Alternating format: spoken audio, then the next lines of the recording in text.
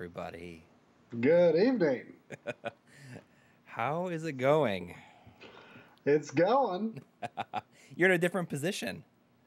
It is slightly different spot. Wow, I look super blurry. It's not entirely my fault though. I think it's just because of how you capture Skype. Yeah, I think eventually we'll have to rethink how to do that, especially as the old version of the Skype app is becoming less and less updated. I think. Yeah.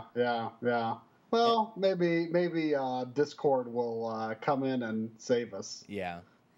First off, I want to thank everyone for joining us tonight because I know that you could be watching the Game of Thrones premiere, but instead you were choosing to spend this evening with us playing Mega Man 5.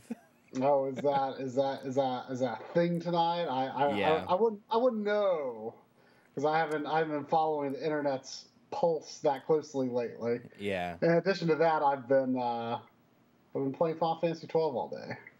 You've been marathoning it pretty much. A little bit, like really more today than anything. I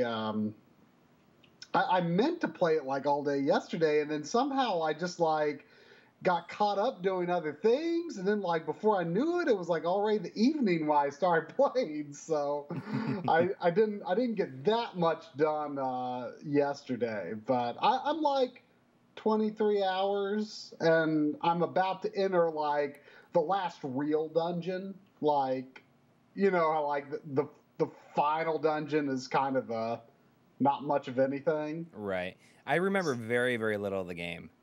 I mean, beyond a couple of cutscenes and the Fawn Coast, I don't remember very much of the game. I mean, I played it when it came out. I put in 78 hours, I think was my. Oh wow! When I played through it, but I mean, I don't remember. I mean, it's been 11 years now since it came out. It came out in 2006, right? Yeah, Halloween of 2006. I think. Was it Halloween? I'm pretty sure it was. I feel like it was a couple of days into November, but it could have been. No, I'm pretty sure it was Halloween because really at the time I was working on hip hop's toughest rhymes for for MTV.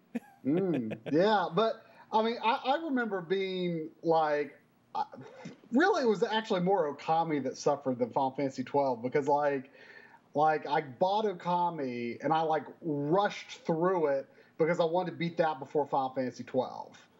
And rushing through Okami, that's kind of, you probably thought it was not going to be that long. No, exactly. I thought it was that long, and then it's it doesn't end.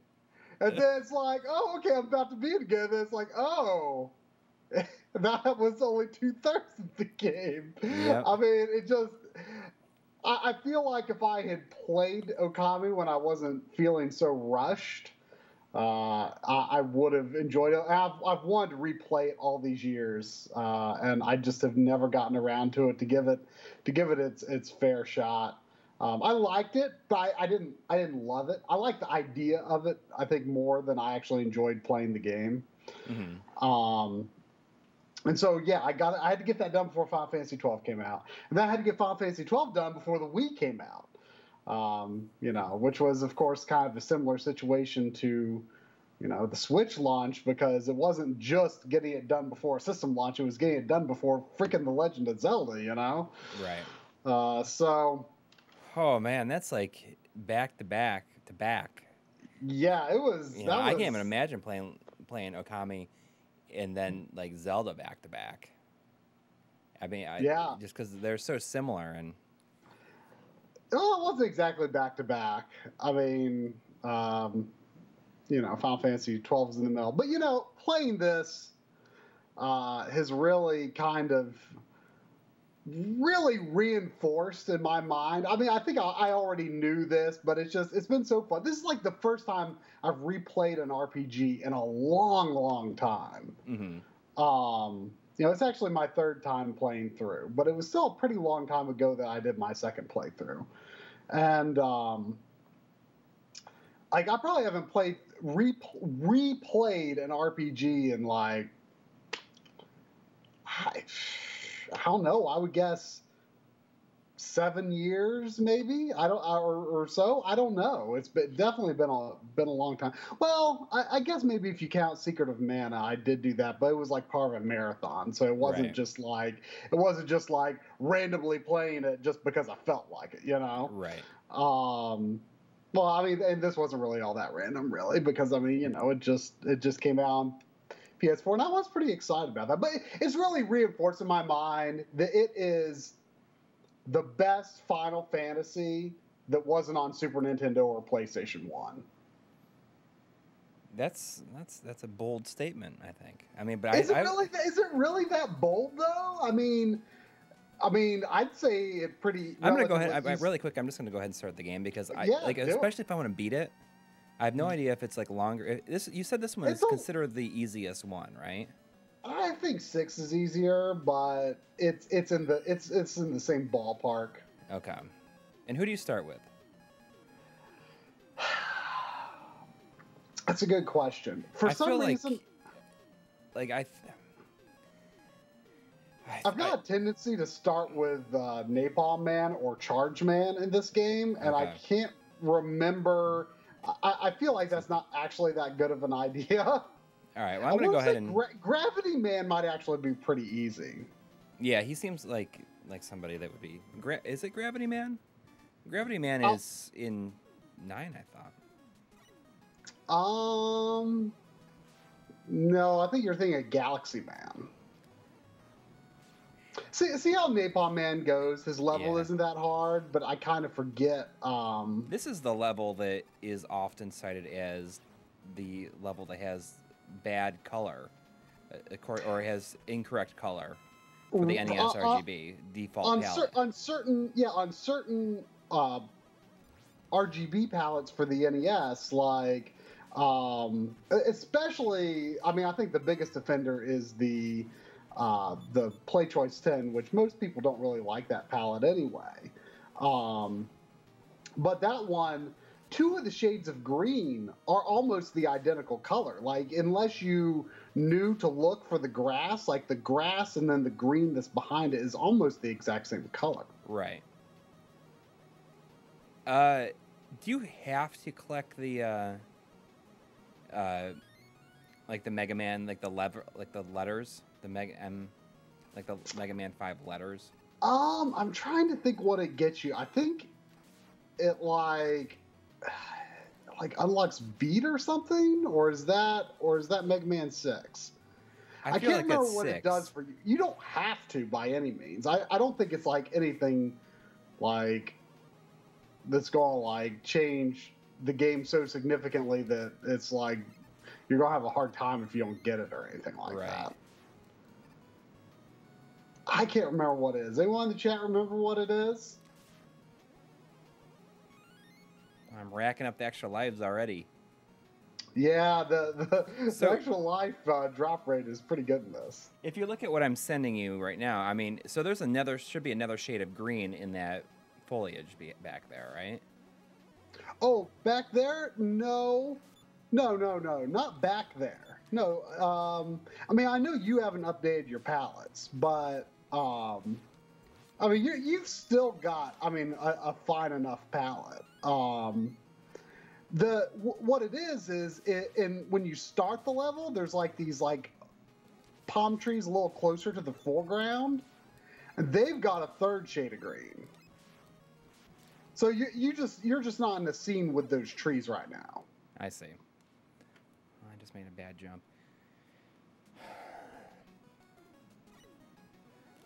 So I'm seeing a lot of noise. I don't know if it's the Frame Meister or what, but I'm seeing a lot of noise in that background green on the stream. Oh, really? Yeah. I mean, I can imagine. Does it look like Frame Meister noise? Well, I'm not sure because I've never seen it look that noisy.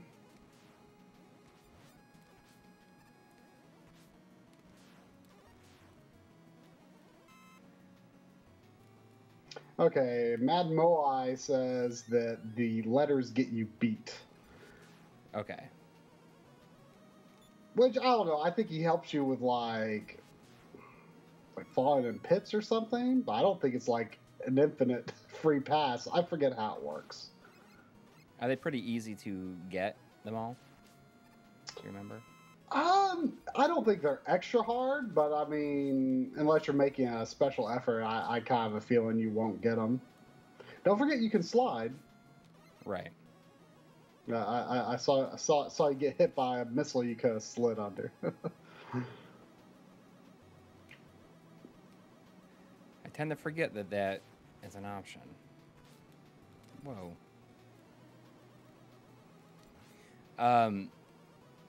So this weekend, I was kind of telling you a little bit. You knew I told you I was going out of town, but I didn't really tell you like where I was going. I went to Athens, Ohio. Okay. That's where Ohio University is, because that's where. Is that near like Columbus? Yeah. I mean, that's where. Okay. Is that like where the Buckeyes or the football team? Yes, that's exactly. Okay. The one football game that I ever like had to sort of suffer through was there one time many years ago. Man, I almost had him there with. You were doing good. You were doing good. So I'm impressed. So anyway, yeah. But I mean, it was this thing called Brew Week, which is it's like a beer, and tasting all kinds of different beers. It was a lot of fun. My wife went to school there, so it was like her first time going back there in 15 years. That's crazy. Yeah. Man.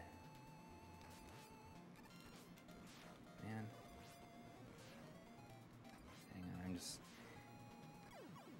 but like I cannot drink anymore. Like I try to, I mean, I don't know what it was. It's like considered like the #1 party school or something like that in the U.S. Really? Wow. Yeah. That's pretty good. The spinning Mega Man, it's pretty good. I guess it's pretty high up there. If it's not #1, then it is like pretty high up there. All right, so I feel like napalm will work. I mean, I don't want to say wave. Do you know who it works against, or doesn't really not even matter? Do you want to look up the old? Tell me just like what. Do you want to look? I feel like napalm should beat stone, but I don't remember the boss order. Okay, well look it up. Let's do it, because I think that's what we've done every time. I can't remember. But I mean, it is. We went there and we, like my wife like kind of showed me around and what it was like, and she was kind of very nostalgic about all of it because she was going to all these places she hasn't been in so long. Like Stone Man, okay. So she took me to this place hasn't changed at all and stuff like that. But man, we were like drinking from like 2 in the afternoon until like I think we went home, or we got back to the hotel around midnight. So I mean that's a long day.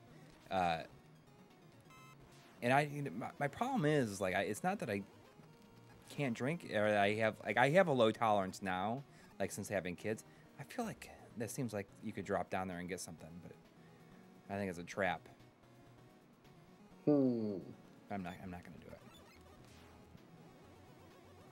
But my problem is I just get full. Full. Well, I mean, weren't you drinking a lot?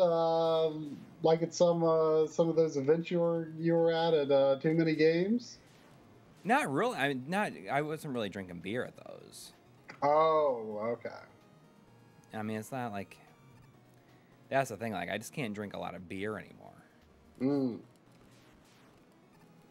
But it was overall very fun. I think you were really a beer guy. I mean, I like beer. I mean, it really depends. Sometimes it's, I mean, it just until I get like full, I guess at this point. I mean, I do like beer. like quite a bit. But yeah, it was a lot of fun. It was a lot of fun. But I think the thing that everyone cares about is like what's happening with Saturn. Where's Saturn RGB? Yeah, where is it? Well, I think it's going to be out on Wednesday. That's your rough guess. That's my like, you know, it's if I can get it out on Tuesday, it's going to happen. Which is it's really close. I mean, I watched the, you know, probably what 85-90% done cut, if not more than that. Yeah, and I mean, there's only a couple little things I need to do left in it. I mean, there's not a lot left. Yeah, I mean, you just spend a day or two buttoning it up and adding a few bits of polish here and there, and I mean, I was really impressed. It's great. That's it. That's as you know, once you are spending so much time on a video, you lose all kind of semblance of perspective. Like, is this even any good? Does it work right? You know, so it's always a good feeling when it's like, oh, okay, it's up there, like it matches our normal quality. There's no revelations or anything in it. I'm gonna have so many extra lives, I feel like. but there's also a lot of like, oh, like here's this weird thing, you know. Yeah. I mean, yeah, but I mean, it's not. There's no modding involved. Every system looks great on every system, or every system looks great on every output. You know, we don't get like crazy into emulation in this because we never do, because it's never the point. But I would say there's probably a little more about emulation in this than any other, unless you count like, you know, Virtual Console or something on some other videos maybe. But it you know, you give emulation its fair time. Yeah, like 2 minutes. Yeah, but I mean, it's a fair bit. Is there a rush jet in this? Yeah, I'm pretty sure every game like 3 onwards has rush jet. All right, I just haven't gotten it yet, I guess. Yeah, I wouldn't worry about that one E-tank. I seem to remember getting myself hurt trying to do that. Yeah. Well, hey, half empty E-tank, the man behind the MagFest Mega Manathon. See in the chat. Showed up to watch some Mega Man 5. Ah. Well, hopefully I can finish it for him and make him proud. When's the last time you played this one?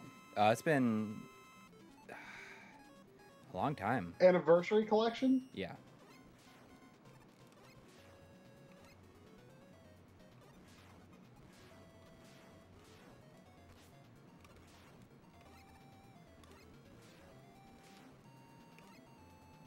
Ugh.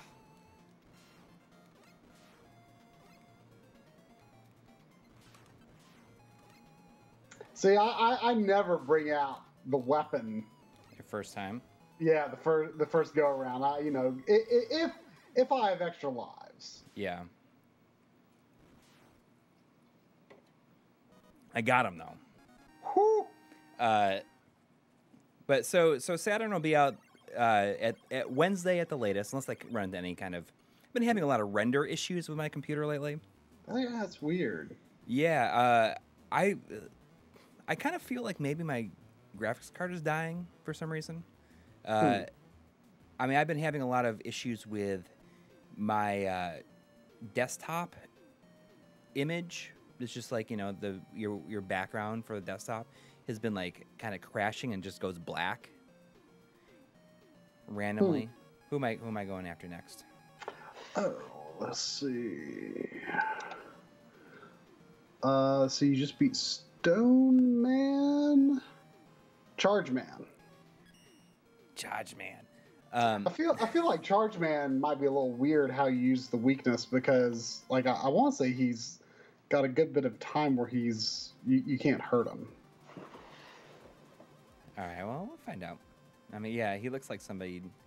He'd be invincible when he's charging. He's a train. Yeah. But okay, so what was I saying before that? Something about your graphics card dying and yeah, when Saturn's going to release. Okay, I thought that was like the nice thing though is that Premiere is like now giving you like telling you like what. But the time codes have not. It's been incorrect. It's been telling me incorrect times. Really? Yeah, times that are not even in the segment that I'm rendering. So what I've been doing is for each segment that I finish, that I like lock in, is I've been doing a uncompressed export, or not uncompressed, but I mean it's like relatively uncompressed, like a 220 megabit per second export. Far higher than anyone is ever going to need to view it at. Right. And then like laying just the video in for each segment. So once that's all done, then it'll be a very quick export once I. Yeah, that's frustrating. You're going to have to figure that out though. Yeah. But so then Night Trap, it's very likely from what you're hearing that we will be free to release that anytime, like at some point the following week. Yes. So it's very likely that Saturn and Night Trap will only be like a week apart. Right. So it's gonna be a big time for our channel, I think, when that happens. Yeah. The two. I mean, I'm sad that we can't release Night Trap and then release, release Saturn like 2 weeks after that. Mm-hmm. But we don't want to like lose that opportunity to, capitalize on releasing Night Trap at the same time. Yeah. It would have been nice to have, for whatever new subscribers Night Trap brings in, they have Saturn be like the first video they see after that. Yeah. But it's okay, I think that once Saturn's done, and then I'm gonna do a quick video on the Saturn SD card mod, and then I've been joking. It's like I'm never gonna play the Saturn again, probably, because I'm Saturn out at this point. Oh, we got Jimmy in the chat. Yeah, hey Jimmy. Jimmy released a incredible, nearly hour-long video on a unreleased Suikoden game for the PSP, unreleased in the US. Oh, I didn't see that. Yeah, it's like crazy. 57 minutes or something like that. It is an opus, I have to say. Wow. Jimmy, you got to get on my case. We gotta settle up on some stuff. I've been slacking.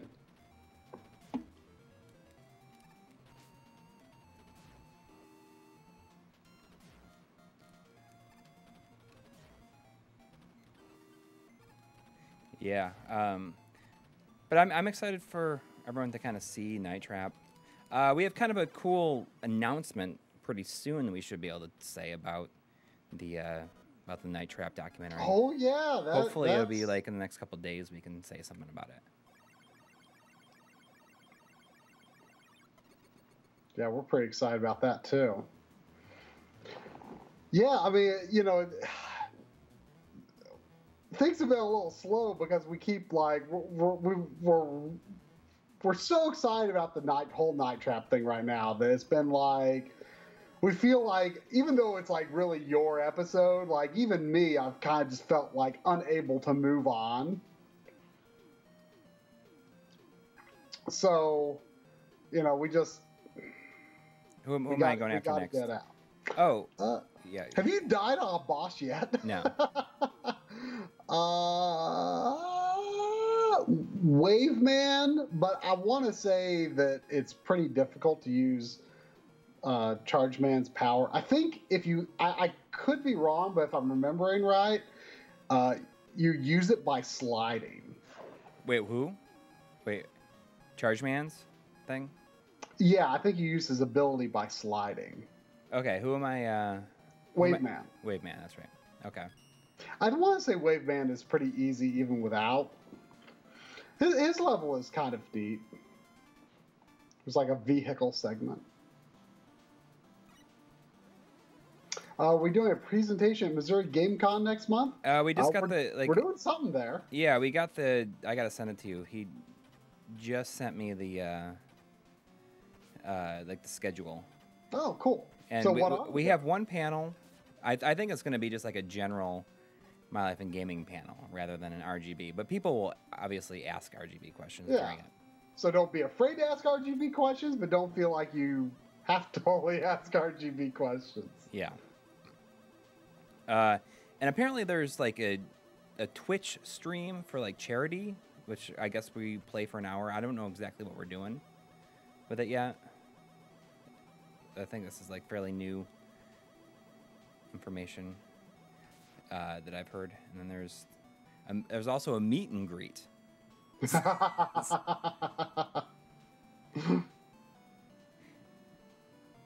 Oh. Yeah, I'm looking forward to it. I see. So I thought I had to jump from. Can I jump from?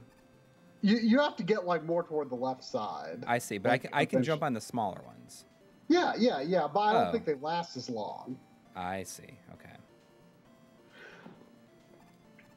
Someone was asking, is it okay for my N64 to randomly reset whatever game I'm playing?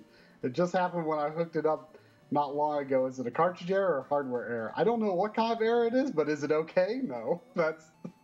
I would say that is unacceptable behavior for your N64.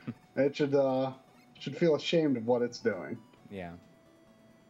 I saw Nick was in the chat. He asked, he saw like RGT85 did a video on the controversy, I guess, surrounding the EverDrive cartridges and the voltage.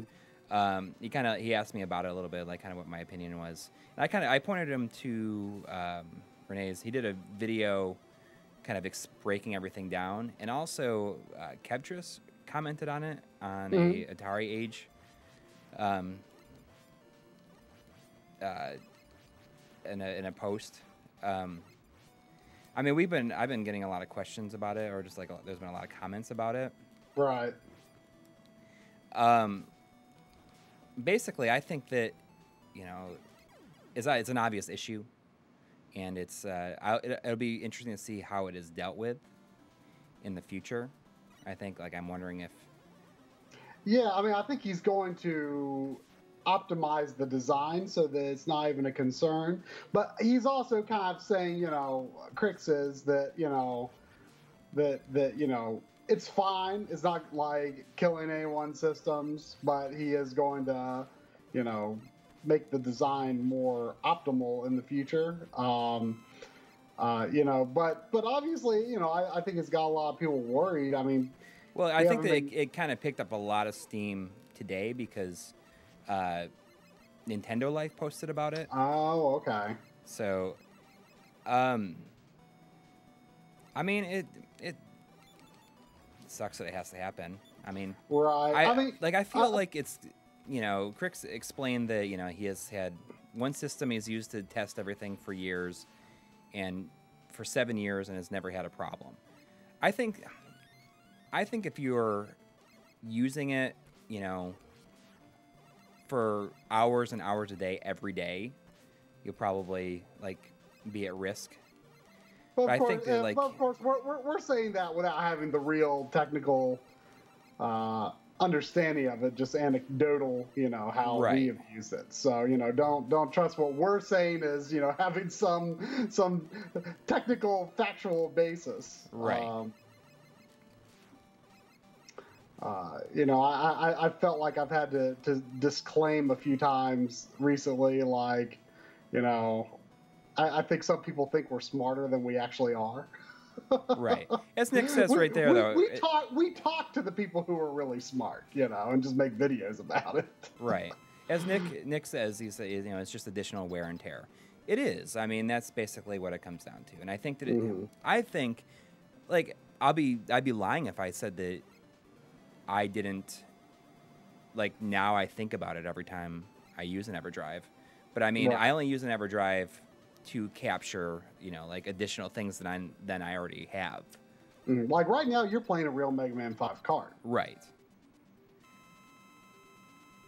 Let's see how this works. I'm just gonna the C kick. Yeah, like when you actually play your games for real.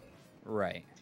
But it definitely has me thinking like, oh, if I do get more into flashcards, like I'm going to want to wait for some new versions. Right. And I mean, I'll continue to use mine, and then I will upgrade the ones that I need to get new versions of. Yeah. But I mean, apparently, I didn't see firsthand a lot of the conversation surrounding the issue. But, I heard some people say that, like, people were acting like you're talking bad about their family. Right. Talking Well, bad about EverDrive. And the thing To be is, fair, like a lot, I think, it sucks to feel like something that you really like and enjoy, to be like, oh, well, it's like it's killing your system by using it, and that's kind of, I can understand, especially when there are very expensive things. Right. And you don't want to have to buy another, but... And we've been dealing with this a little bit lately anyways, because, like, I've been saying that, like, with the whole SCART cable thing that, that people picked up on after our panel video went out, it always feels like, oh, it's just like, it's always something new.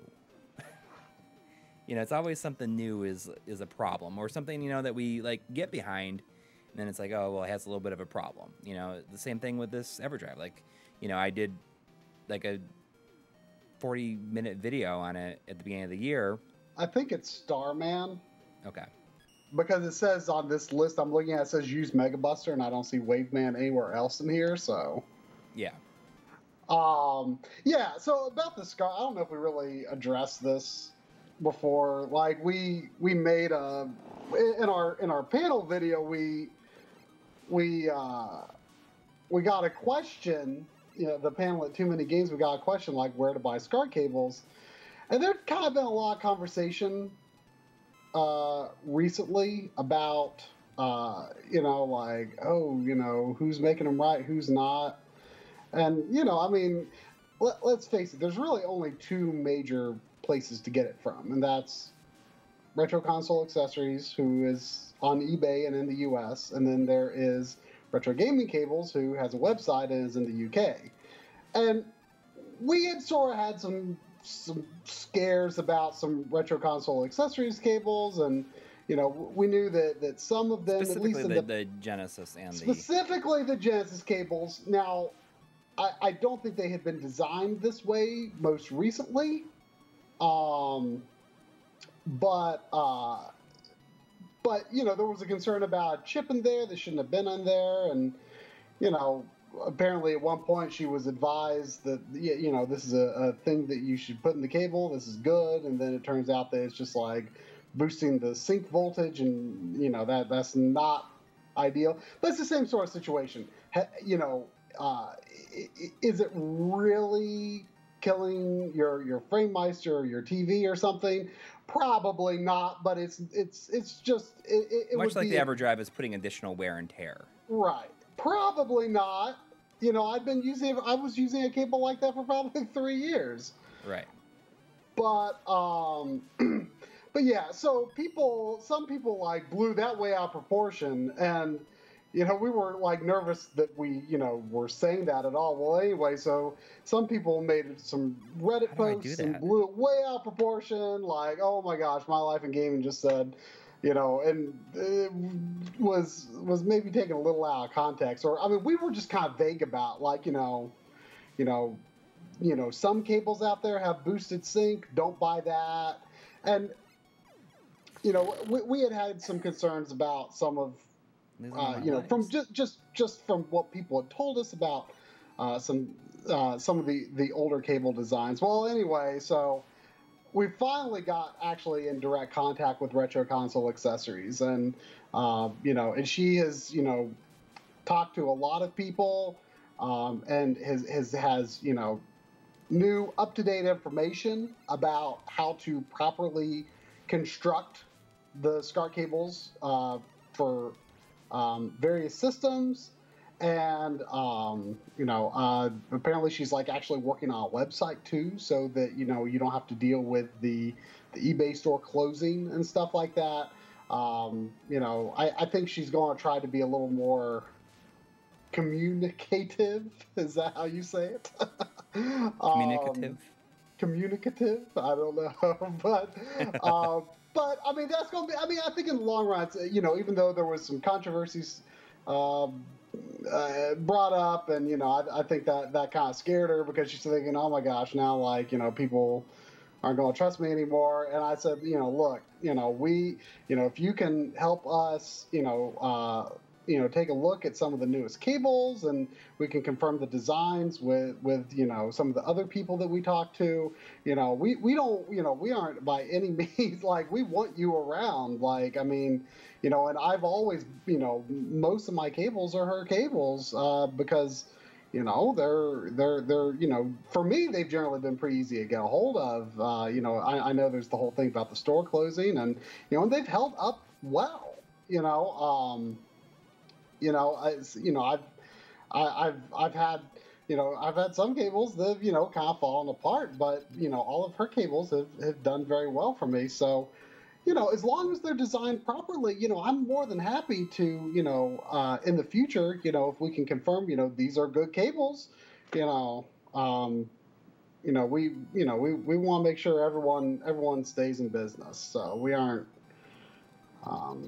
He just jumped right on you. Yeah. So yeah, I mean, if anyone has like concerns about retro console accessories, like I wouldn't, we've yet to verify firsthand the newest designs, but I don't think you have anything to be worried about. From my conversations with her, it sounds like she has revised the cables. In fact, some of the revisions have been in place for some time, but just it hasn't been, really publicly put out there. But it's just that some of the past ones. So, there's only so many people out there that make these retro products, and we need all of them around. Right. So, I wish everyone's great success. But right. Who's next? I also want everyone to be doing it right, which I'm relatively confident. We don't have a lot to worry about there. Crystal Man, it would be next. Starman, let's see. Gravity Man used Star Crash. I want to say Gravity Man's a pretty good starter though, because I remember him having like a pretty easy pattern. You just like walk under him, it flips, and then and I think you hit him like while you're like passing by him while the gravity's flipping.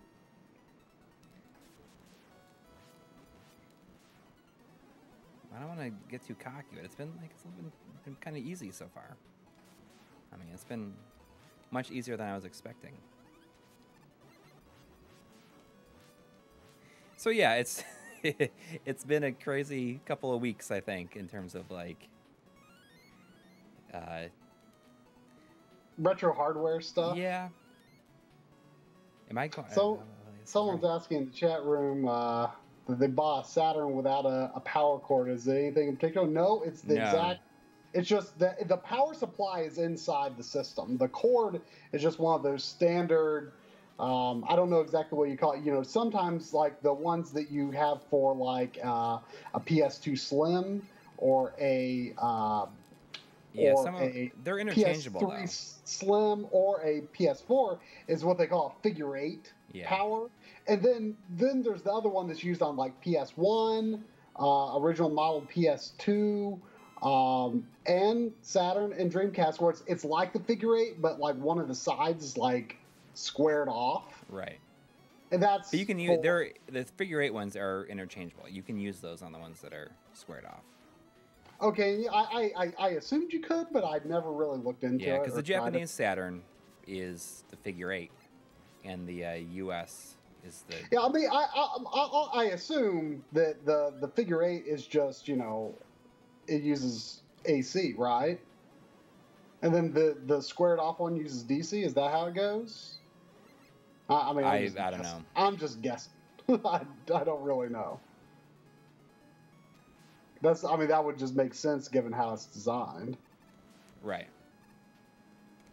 There was, you know, I was, for those who don't know, I finally got my my 4K TV this week. I'm watching the stream on it right now. I got a LG OLED because I'd been saving up for it all year, and I really want it. And some people were, you know, kind of, you know, given some scares about, you know, burn-in on OLEDs, but it sounds like you almost have to be trying. I mean, have something on for, you know, all day, if not days on end, and even then you might still be fine, you know? Like, right. You will get some temporary image retention, but it'll go away relatively quickly. But anyway. You're excited because of the potential for future episodes now. I'm extremely excited about doing you know, this is something I've been planning actually for a long time, but now that I've like gotten into it myself, I'm really excited. You know, I definitely want to do an episode that is about gaming on 4K TVs, both retro gaming and modern gaming on 4K TV. And I'll get into that more in a minute, but to the point of the power adapter, the PS2 or excuse me, PS4 Pro has a very weird power cable. I assume you've probably never seen it. It's like a PC power cable, but it doesn't have the third prong. But it's the same shape.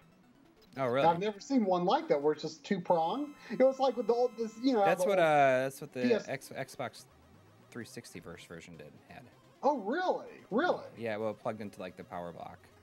Oh, okay. No, but this just uses a regular cord. The power supply is in the system, but it's just got two prongs. I'd never seen a cable like that before, but it's the same thing. It just doesn't use that ground plug, and it doesn't have, you know, the fat prong on the plug end. But anyway, there was I was like, okay, I can't fathom any reason it wouldn't be okay to just plug in a standard PC cord. And I found this. And I was just like looking online, like just double check it's okay. I'm having a hard time with this guy. Oh, I thought you were gonna have him. I thought so too. I think I understand. I mean, he's so simple though, you know. Yeah. He's pretty simple.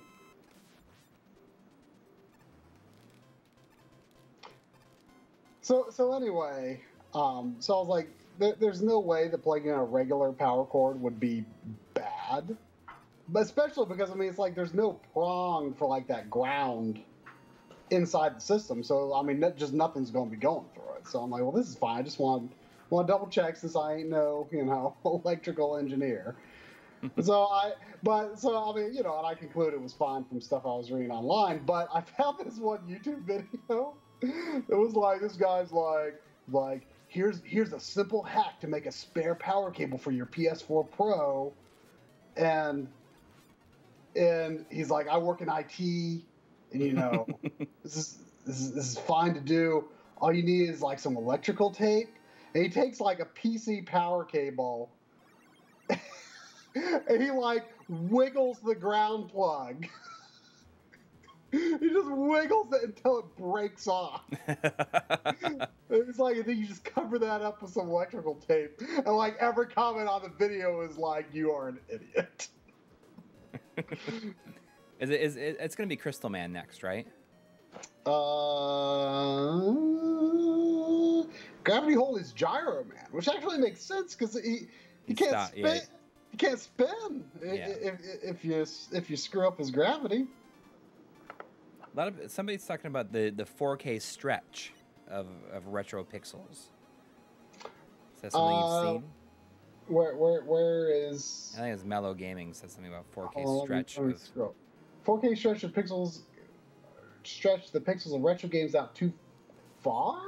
I'm not really sure what he's talking about. Actually, one of the really cool features of the LG, and I don't know what other TVs might offer this, or if all LG TVs offer this, or if it's just an OLED thing. You can actually stretch horizontal and vertical independently. You can zoom in horizontal and vertical independently, and it's really cool. So one of the best things about the LG, and same goes for Vizio's 4K TVs, or at least some of them. I know at least a number of Vizio's 4K TVs play nice with the OSSC, which is a big deal, really. Mm-hmm. It was honestly one of the things that I was most interested in. And thankfully, the LG OLEDs play nice with the OSSC. It will play even Super Nintendo, which Super Nintendo is known to, have a funky refresh rate for a lot of TVs. Super Nintendo, 5x scaling on the OSSC, it is phenomenal. But I was trying the Game Boy interface through the GameCube Game Boy player. And I was able to use the OSSC for that, scaling 240p, 5x. Now, of course, it's still small because it's Game Boy Advance. And I used the TV zoom to basically fill the screen. And it looks so good. So I'm like really excited about that. I mean, everything that I've tested so far, like the OSSC just looks phenomenal on it. And I think I'm going to mainly switch to playing with OSSC because I can, but I'm probably going to still have to capture using the FrameMeister for a while, just because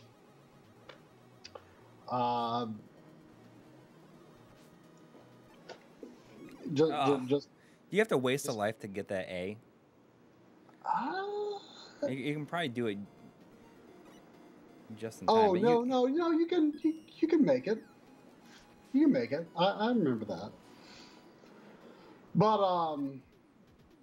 yeah, I mean, I'm probably going to keep capturing with the FrameMeister because it's it's just still a little difficult to capture the OSSC, especially at higher resolutions. Well, you can't capture at 5x using your our current capture card. But we're kind of looking into. Some later this year, I would like to. I know that John Linneman from Digital Foundry has been testing out the OSSC on some of their very fancy capture cards. This is going to be a hard time. Yeah. I think you're just letting it freak you out. Just go for it. I think you're worried too much about the things coming down and get you. No, I mean that's harder than it looks. I thought that maybe the star would do it. Let's see. Let's try that again. That seemed to work pretty good though.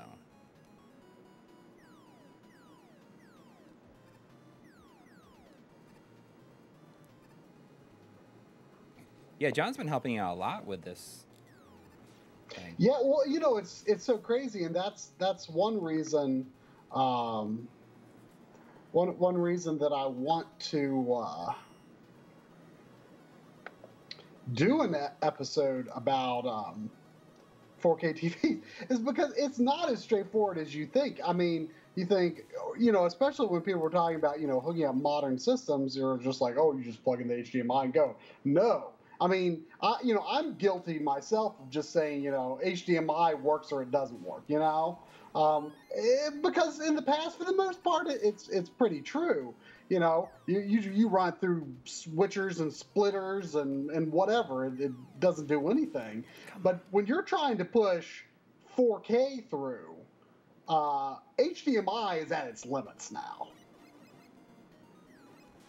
I mean, even if they have like a HDMI 3.0, you would think that would 2.0. I know, but like Oh, could there be a 3.0? I don't know. I mean, because I don't know what is done internally to the cables to make them qualify as, 2.0 as opposed to 1.4. What is?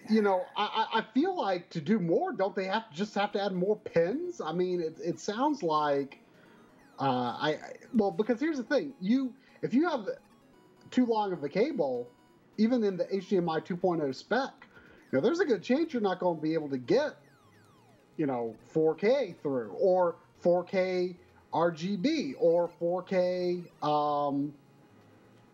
HDR. And so I bought last year kind of, in anticipation, I was running out of HDMI spots and I wanted to get a 4K capable switcher. Mm-hmm. And so I bought it, and at first I was like, oh, I'm having trouble. Like it's giving me a lot of drops. And what it turned out to be is it can't handle it can't reliably handle the bandwidth required of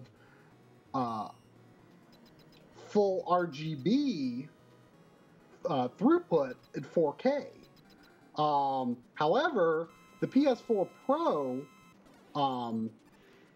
can't do RGB HDR. It's YUV 420. Which, I mean, in the end, I don't think it's like a serious difference, but it's less bandwidth to use YUV 420 as opposed to RGB 444. Mm-hmm. And so, but HDR 420 is more than YUV, just standard non-HDR. So, I mean, depending on the scene, depending on what you're putting through the cables, it might. I'm just laughing because Frank Stresser's like, in the next video, or Renee shows you how HDMI cables are ruining your systems.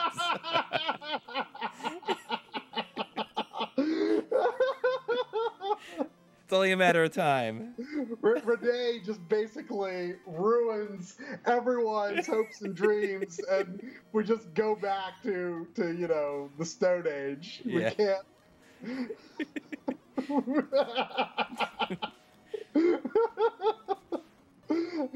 I think Renee needs to make this his mission in life, is to just make people like petrified of every single electronic device ever made now.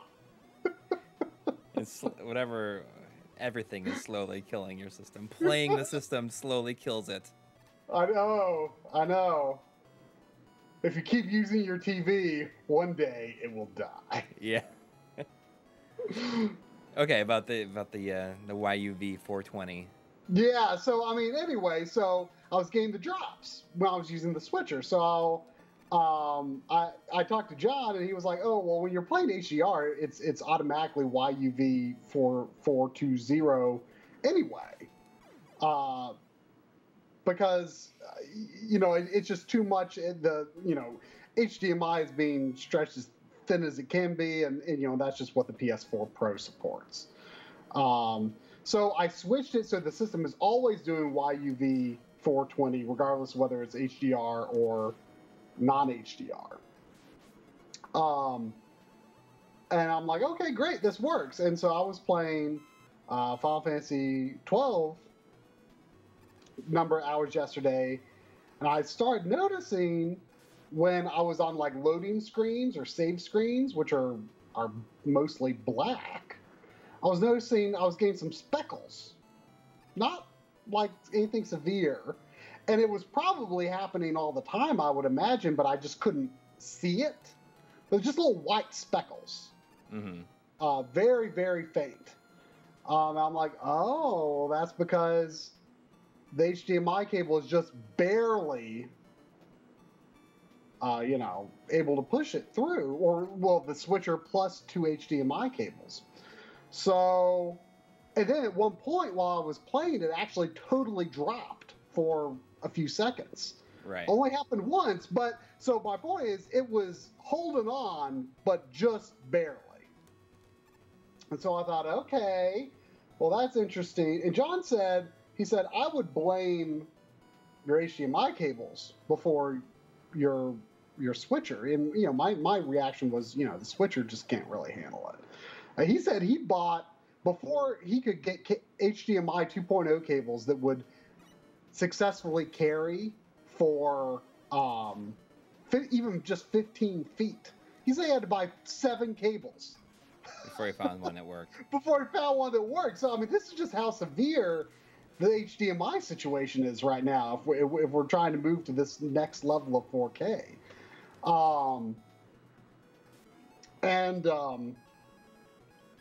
So I thought, well, before I write off the Switch... Sorry. Hmm? Sorry. Forget it. You missed it. If you watch it on the stream, it's so stupid. I tried to see if I could just, like... fly through that part, because I was just, like, getting annoyed of, like, waiting for it. That's definitely one of the parts of the game that I remember more than a lot of other parts in this game. That's a tricky part. Yeah. But anyway, so I thought, well, let me put this cable to the test. So what I did this morning, before lunch, I played Final Fantasy 12 for an hour or so, and played with the output cable from my switcher, not through the switcher, but the same cable I had been using, directly from the PS4 to the TV. So I wanted to see, you know, do I see any hint that this cable so stupid is it's ridiculous. I'm sorry. I was like, I just don't want to wait for it anymore. It's like, when's it gonna happen? Come on. I'm just gonna go for it. Man. This is a bad idea. Yeah. But anyway, so I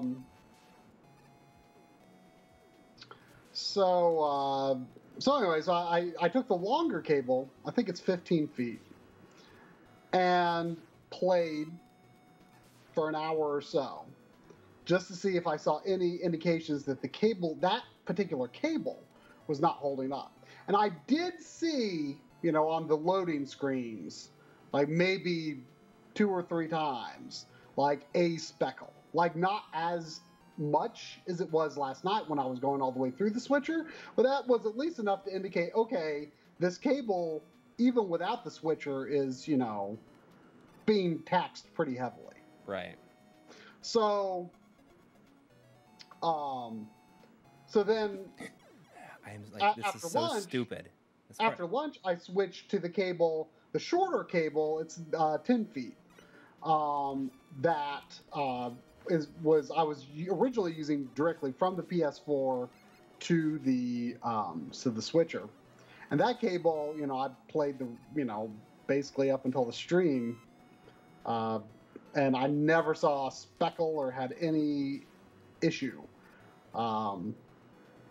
So, you know, that 4K is pushing HDMI as far as it can go, and, you know, so right now I'm like kind of racking my brain, like how am I going to get a reliable situation where I can use a switcher for 4K systems and not plug directly into TV, because you've only got 4 inputs to work with. Right. So, I mean, and I've got my regular switcher. It's got 8 inputs and it's full. But it wouldn't really be rated to handle 4K. So it's crazy. I mean, and not only that, like HDR is like actually really hard to set up correctly. And I'm not 100% sure I've got it set quite right. I'm going to ask John a few more questions when I get a chance. Like at first I didn't really think like I got the HDR thing. I'm like, I'm not sure if this really looks any better. It looks different, but I don't know if it's better. And then I got my settings right, and I think right. But really, it's kind of down to the implementation in the game. You know, before I was testing a lot of games that were kind of patched with HDR after the fact, and and then I played. I got Horizon Zero Dawn because that's like kind of supposed to be the for HDR showcase. Right. And I haven't started playing it proper yet, but I thought, okay, I'm just gonna pop this in and see if this helps me sort of get what the fuss is about HDR a little more. It's in a whole different league in terms of the HDR. Like it's kind of immediately noticeable. Like, okay, this kind of feels like something I haven't seen before. Like at the very beginning of the game, you're in this cave, and there's these holographic screens come up, and like the cave is really dark, but these screens are like really bright, and they like feel bright. Like it like I don't know if I want to say it like hurts your eyes, but it's like it feels bright. It feels like if you were like in a dark room and looking at something bright. Interesting. And like it just, you know, it stands out in a way that you know, it's like, okay, this is kind of a new thing I'm looking at. Crazy here if it starts from at the beginning. This is like, why am I having such a severe problem with this stage of all stages? But it's see, I see Nick here saying HDR is awesome, much more important feature than 4K. And see, I haven't really come to a conclusion on that yet. Right now, I'm really enjoying the extra resolution. Like even, you know, Final Fantasy 12 is only 1440p on the PS4 Pro. I mean, it's, you know, one of the lower resolution boosts that the PS4 Pro can do, but it's still like, you know, I played like 4.5 hours of Final Fantasy 12 the day it came out on my 1080p TV, and then my 4K TV came the next day, and it was immediately like, oh wow, like this is definitely like a lot sharper looking, even though Final Fantasy 12 does not support HDR.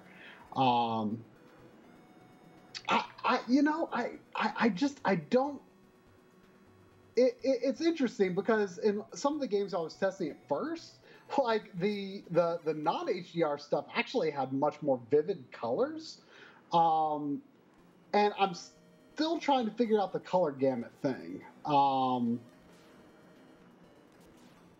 Like I don't know, like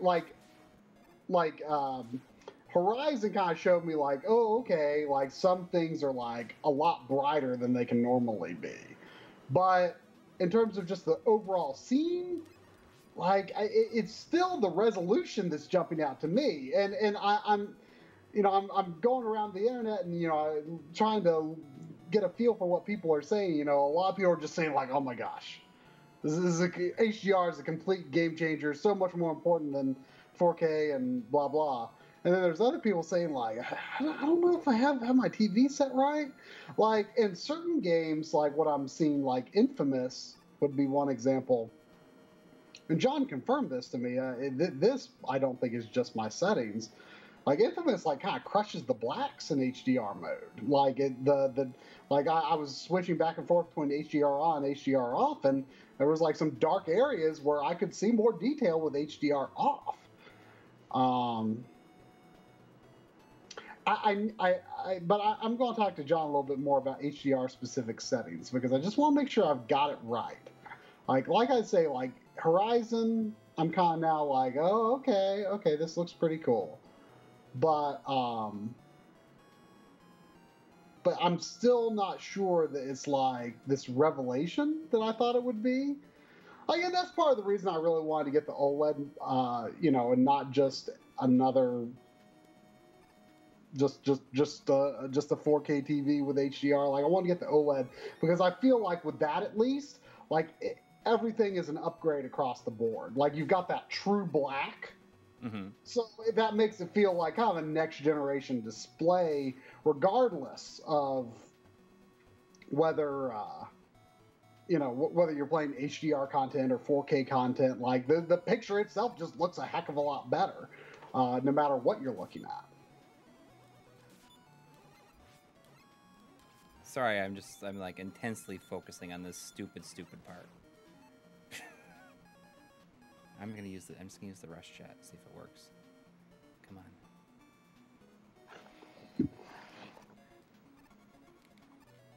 freaking long. How many of these things does there have to be of this?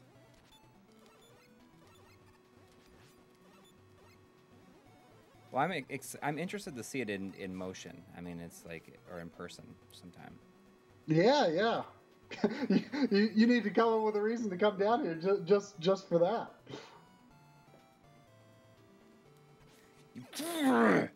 I hate this is so stupid. Why am I having such a hard time with this part? I mean, it is like harder than anything like in the game. by a mile. But Nick, I mean, I definitely think the boost I saw in Final Fantasy 14 was because of the resolution and not just the not just the quality of TV. Of course, if I want to, I could set the PS4 to 1080p and confirm that for myself. Of course, it looked very, very nice, I thought, on my 1080p TV when I was playing it on that, but it definitely looks sharper to me. It's very nice looking.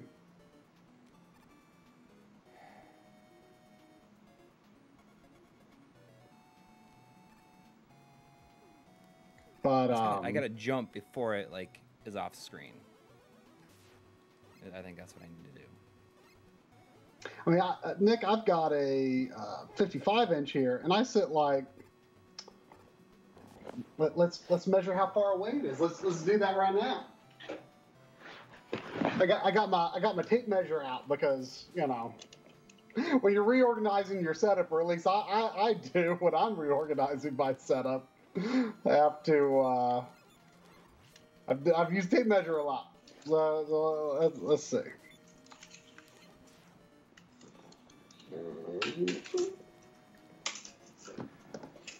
Okay, that's about right. No, it's about 6 feet. Right at about 6 feet away. That's not too bad. Yeah. Yeah, I mean, it feels like the perfect size. Like I was thinking, like when I was kind of faltering on OLED for a little bit. I was kind of chickening out. And I was like, oh, maybe I'll just go on the Vizios. Those, because those also play nice with the OSSC. And I thought, well, but if I get a non-OLED, maybe I'll, since I'm going to be saving money anyway, like maybe I'll get a 65-inch as a consolation. Yeah. for not getting OLED. But honestly, I think 65 inches would be a little bit. It would just barely fit where I have it. It's so funny that like the setup that you have it though. How you have it. Yeah, I mean, I'm going for. You've for people who don't know, you've gone far beyond the line at this point. I was gonna say you kind of skirted the line. But no, you actually like went far beyond the line. I've passed the line of reasonable entertainment setups now. Yeah.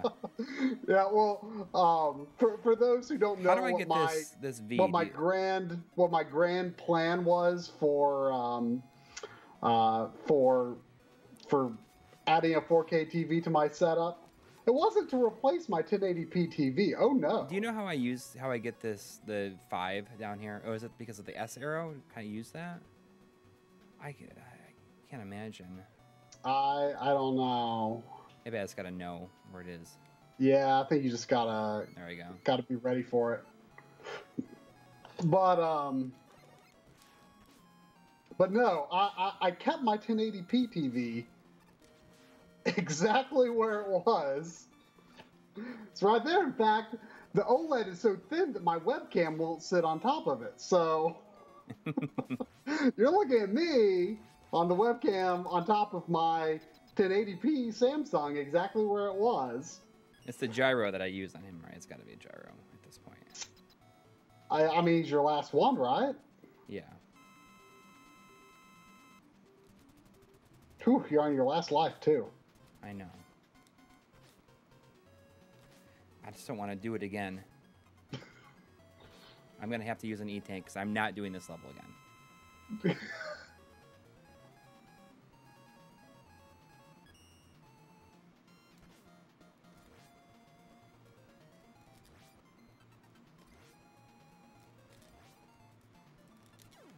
All right, congrats. But yeah, Man. so yes. Now watch the Proto Man Castle just be entirely those falling diamonds. I don't think it was anything rocks. crazy. I don't recall anything. I only recall that being in this level. I could be wrong. But I'm still missing a letter. I think I'm missing one letter. Can I see what it is and you can tell me? Because I can revisit the levels, can I? I think so. But can I exit too? It's like, let me see. What am I missing? Will you tell me where the G is? Anyway. The G? Yeah. I mean, I might as well get them, right? If I only got one left. Yeah, why not? You know what? I bet that Stone Man where you thought that path was. Oh, you think so? I'm just making a random guess. I don't know. Well, it's right here. I can try it. Nope. Stone Man is people are saying G is in Stone Man. Interesting, because that's the one I'm pretty sure that's the one I chose.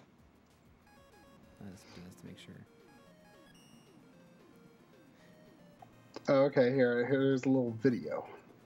Go watch it. Man, may as well go for the C, right? While I'm at it. Oh, okay. Or the complete, you know what I'm talking about. There is a. Okay, you go up.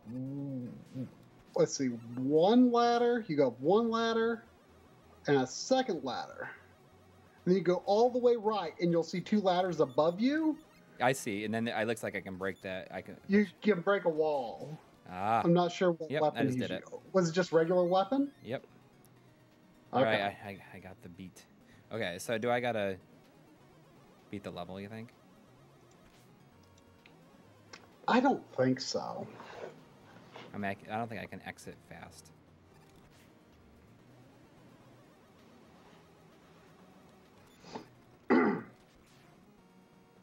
But anyway, yes. Kept the 1080p TV where it was. Now the OLED next to it and moved my other little side monitor right here. So I've got a triple monitor setup that involves two TVs. Anyway, I saw, let me look back at the chat. Someone was saying something.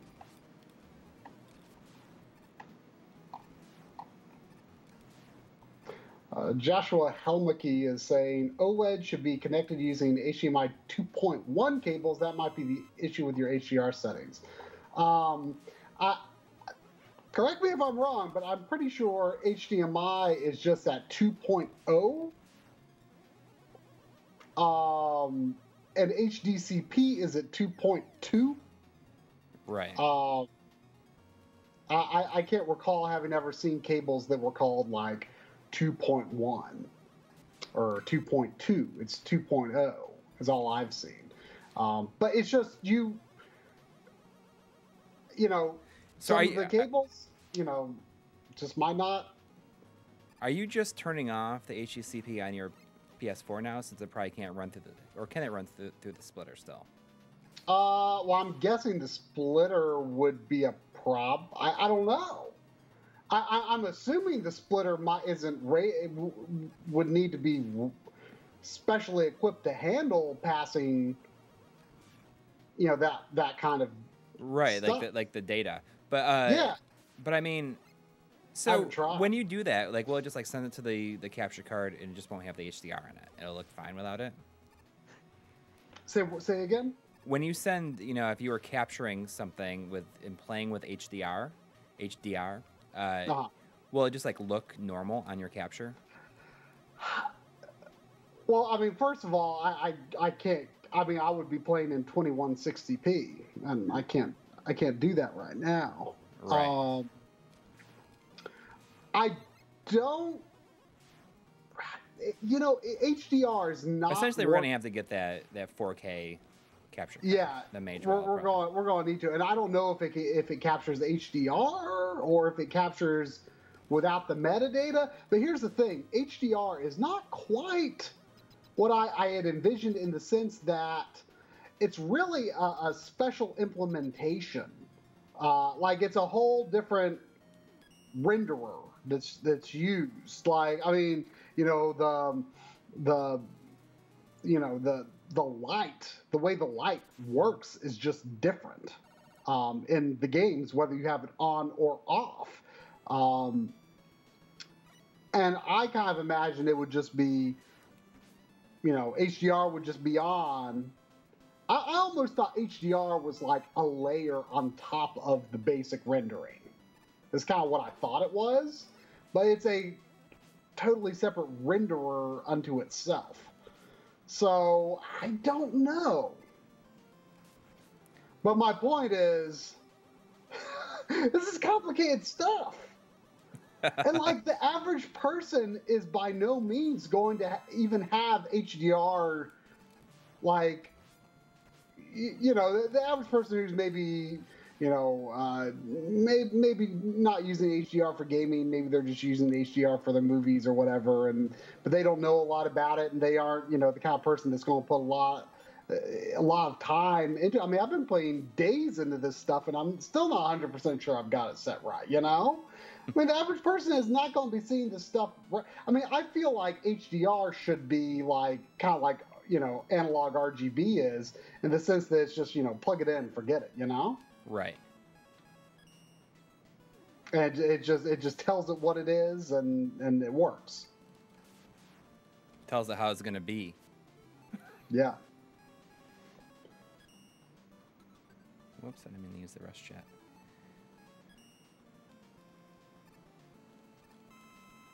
Just getting this stuff because I need that out. All right. Rare Foil is asking, what's HDR? HDR is like... What does it stand for?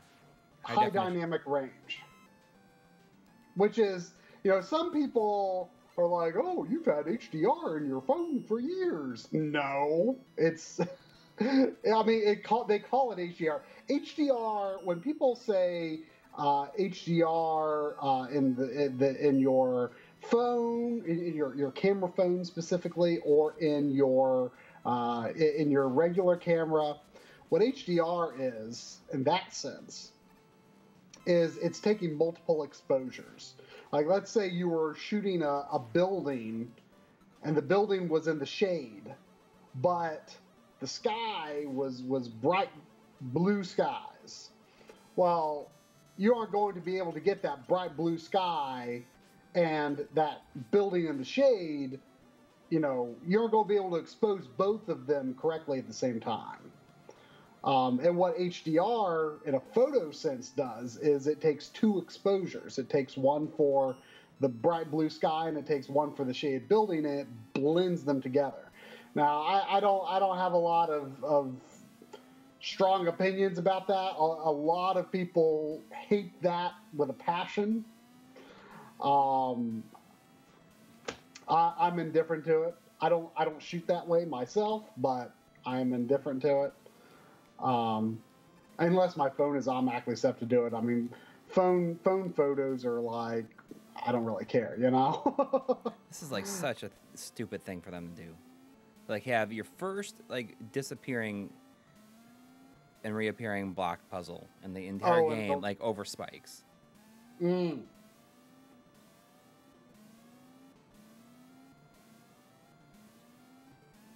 It's, like, so stressful. I mean, I wonder if I can use the rush coil to get up there. Maybe.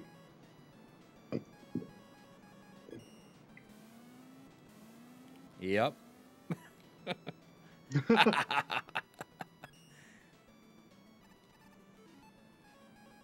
What was I talking about? HDR. Oh yeah. So anyway, HDR in terms of TVs is a different thing altogether. some people say, well, what's the same about HDR in a camera and HDR on your TV is that both are trying to get closer to the way that your eye sees light. I don't think that's really a good way to explain it, personally. I feel like I can use the G wave on this guy. Is it the G or it's the W wave? The wave. It seems like. But yep. But anyway, so what it is it's just, using a color space where it can push through a lot, a wider range of colors. I would really like to see like a test pattern that I could use that like actually shows like the smoother gradients. I don't know where I might actually be able to get something like that I could use truly in HDR mode. But part of what defines whether a TV can do HDR is it has to be able to reach a certain level of brightness. And it's really that far extreme between the brightest levels and the darkest levels. And it can show a level of brightness and detail in some of the brightest areas that is beyond the normal TV. Sort of like I said before, like when I was testing out Horizon Zero Dawn, right at the beginning of the game, you fall into this dark cave, and then there's these, and you can see in the darkness.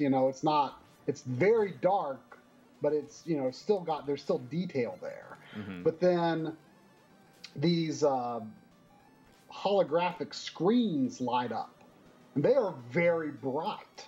It's a range between the darkest darks and the brightest brights that a standard dynamic range could not do.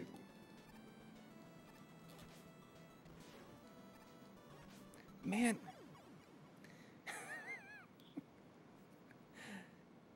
I feel like the difficulty like really ramped up out of nowhere in this. Well, probably just because you started on the or you ended on Crystal Man's stage. Yeah, but even this is pretty tough. Remember, if you get a game over, or have you got a game over on these levels yet? Not yet. I always choose continue, right? Yeah, and some of the games default to stage select, not continue. I thought that was only an issue in the third game. That may You always do it just to be safe. I always you want to stop for a second just to be like, is it okay?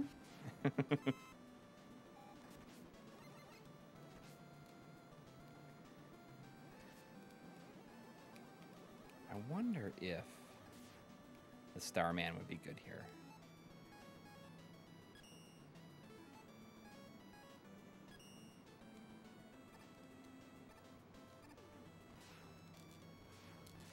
Yep, that works.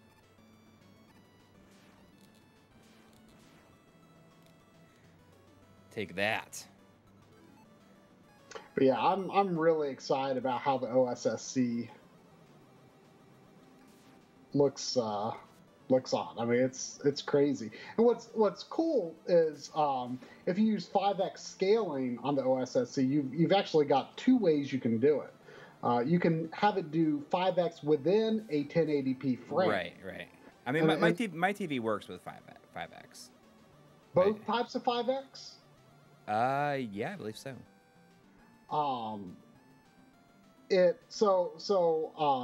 If you do 5x on FrameMeister using a profile, obviously the FrameMeister only goes up to 1080p. So it actually, the 5x scale, you lose a little bit of stuff on the top and bottom, but I've always been an advocate of 5x scaling because it's like, I like the picture is bigger and it's, what's cut off is similar to what's lost on a CRT in the overscan area. So it's not a big deal, I don't think. But what's interesting about 5X on the OSSC. Oh yeah. Oh, whew, I saw you slide under that thing. Well, the E-Tank I feel is more important than my life. It's always good to have. I thought I was gonna be able to pull it off though. Yeah, it's good to have.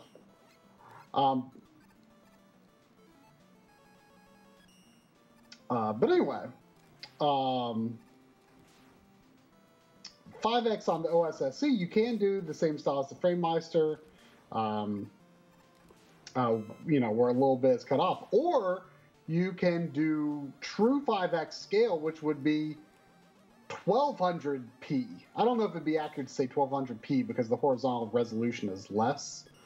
It's not 16:9, but it's 1200 vertical lines, and it reads on the TV as 1200 by whatever. Maybe it's 1440. I'm not sure what it is. But it's 1200. 1200 tall. And the TV accepts that, and it's very nice looking. Very nice looking. Come on. I figured out how to beat those guys.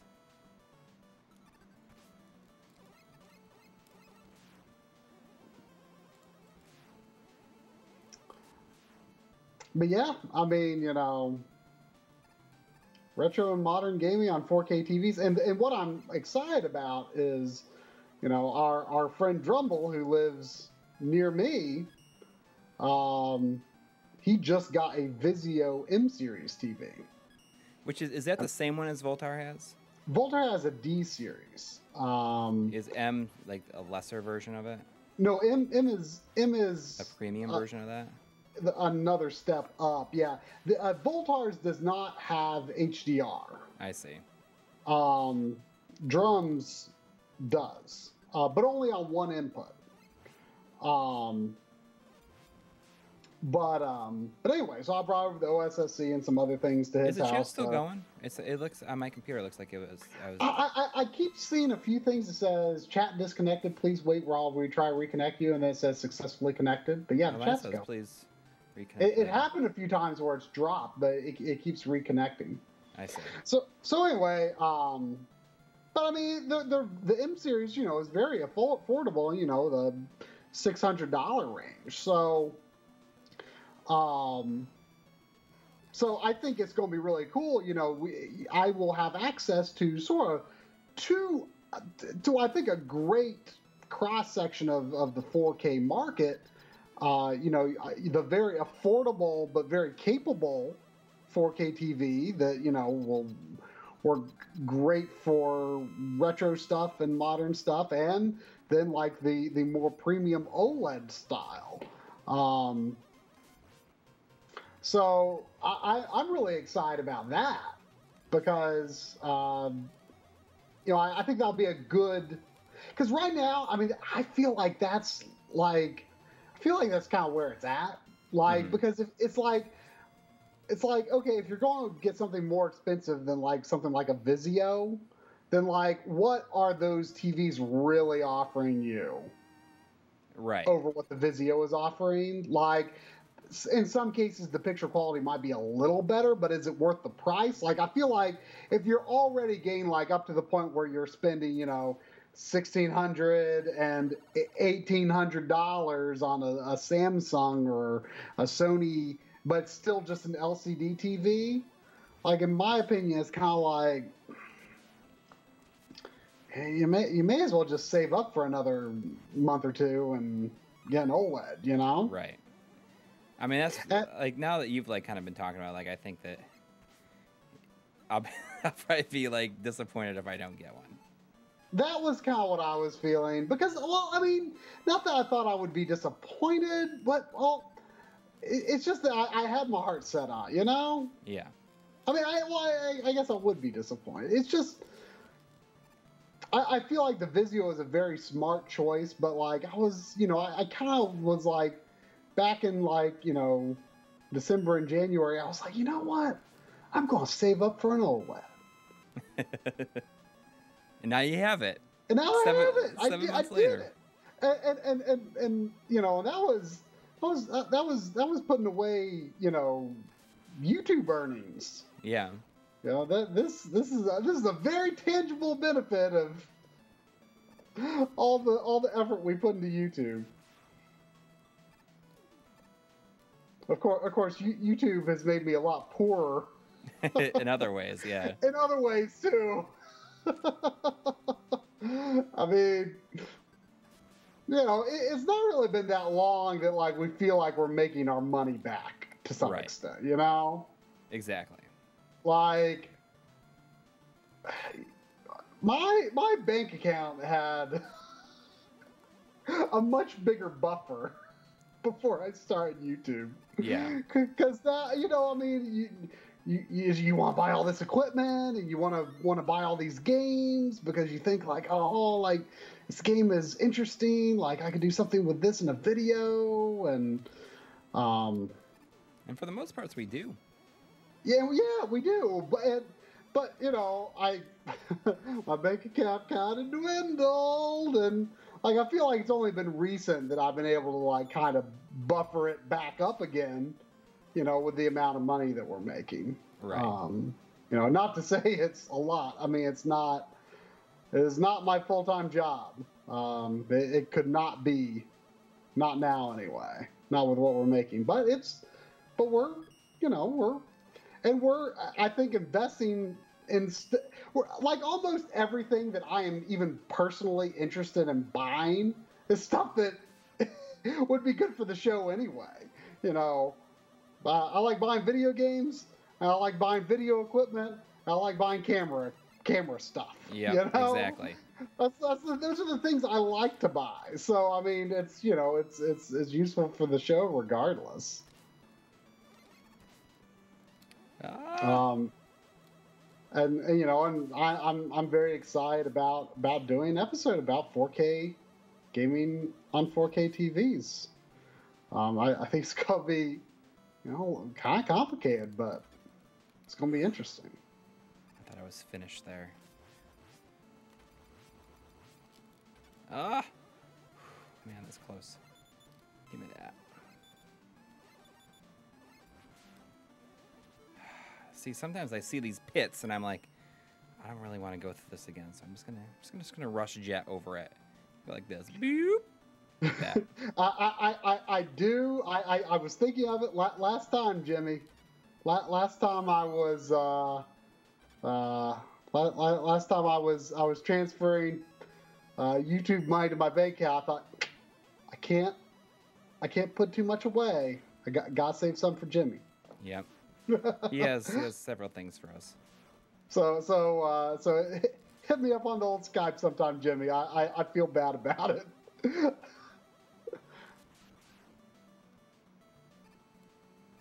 right, that level wasn't quite as crazy as previous levels.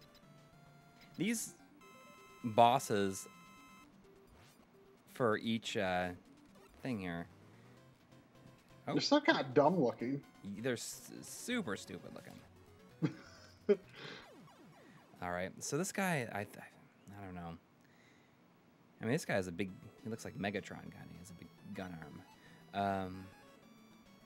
I'm gonna try the G hold on this guy. I feel like that's something that would work for him. Nope. All right. Not napalm bomb. Come on. Not the crystal eye. Let's try the not the G attack.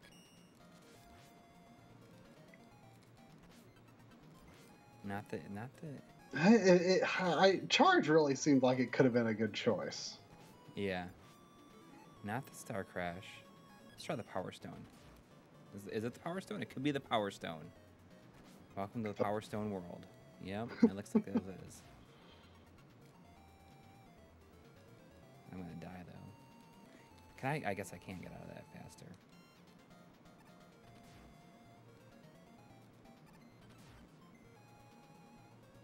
I shouldn't waste it though, should I? Up to you. Yeah, I mean, so, yeah, there we go.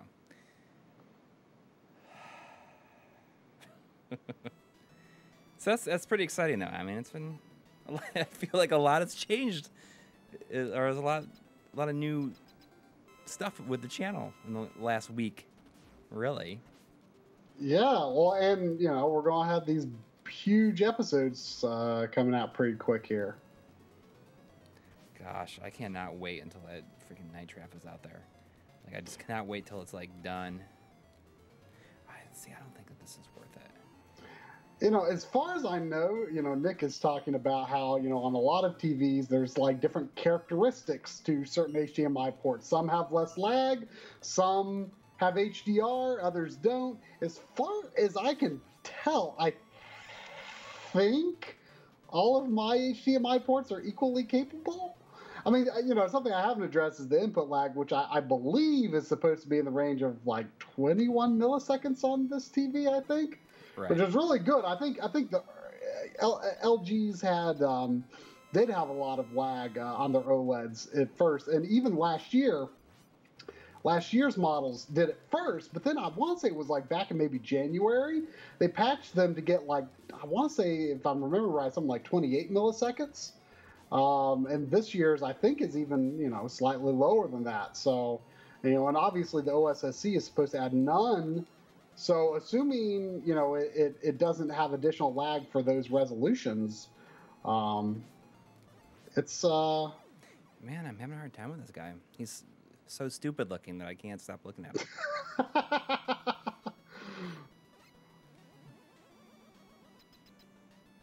Let's see. But, Nick, which TV are you talking about that has 5 inputs? Because... Yeah, I mean, I guess if some of the other inputs are laggy on whatever model you're talking about, that's not good. But 5 inputs sounds like luxurious. Like I feel like I could solve a lot of my connectivity concerns. Like 4 inputs isn't much, 4 HDMIs. I mean, that's not an upgrade over what I had in terms of inputs. In fact, it's a downgrade because I had 4 HDMI inputs before, but I also had, component and composite, which of course I didn't use. But this doesn't have the LG does not have component. It's got a dongle for composite. It goes into one. It's it's one of those headphone style jacks. It's got the 3 rings on it. Right. I mean, I haven't even tested it.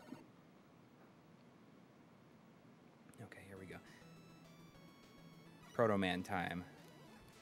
Oh man.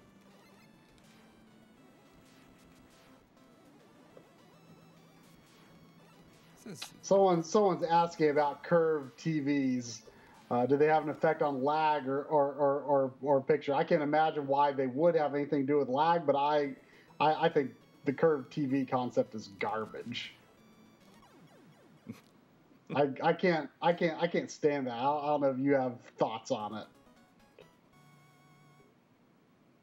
On the curved TV? Oh, so it continues your only option here.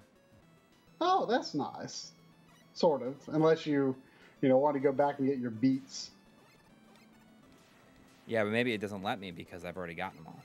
Or I wonder if you could hit up and then you might have been able to go to the end. Which would be bad, very bad.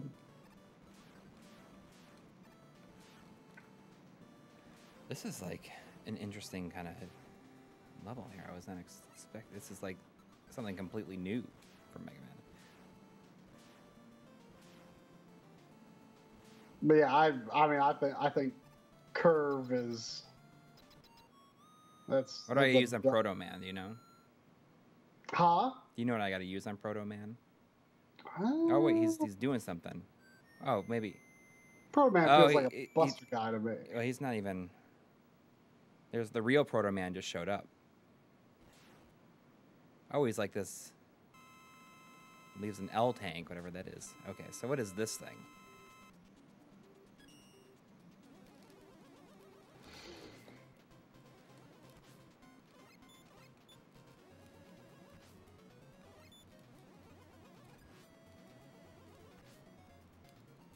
Well, I'm not gonna die, but I think I understand and beat this guy.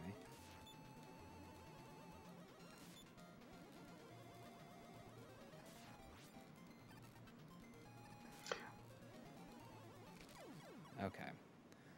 I wonder if I can use anything on him. Do you know if I can use anything on this guy? So I have to go through this level every time.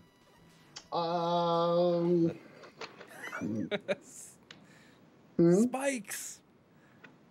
Spikes! Every time I die on spikes.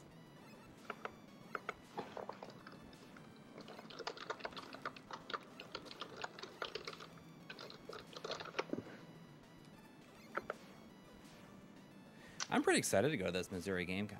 It's going to be, I've never been to St. Louis before. Yeah, I'm excited too. I have been there though. Oh, really? Yeah, my dad,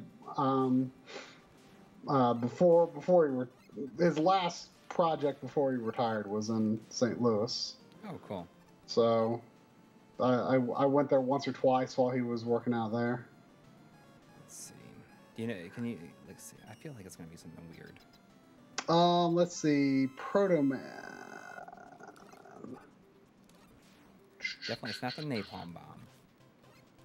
Although this The easiest way to deal with him is to use Beat and let the little bird do the attacking while you dodge. Power Stone is also somewhat easy to use. All right, well, let's see. Let's have Beat do it then.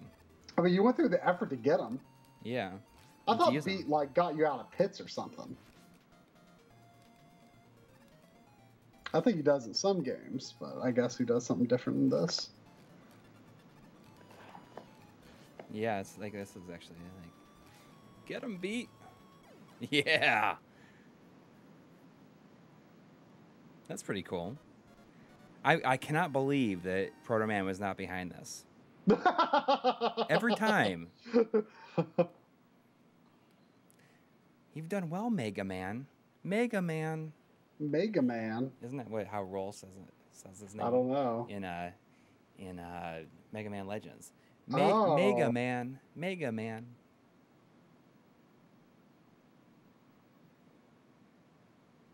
Well, someone in the chat saying Beat might be good for Wily. Yeah, I feel like these probably is. He seems like a really good thing that you probably use on him.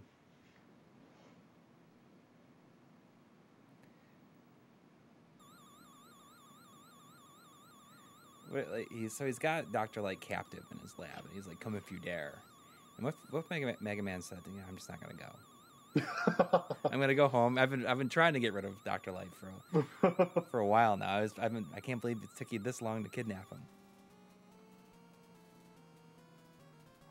Oh, this castle has a single dinosaur foot. The castles definitely get worse looking as the series goes on. I mean, I think that 2 is the best looking castle.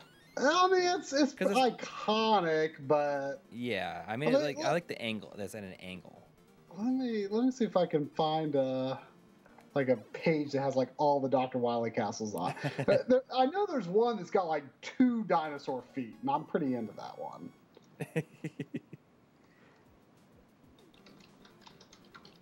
There's got to be like a web page that has like all the castles.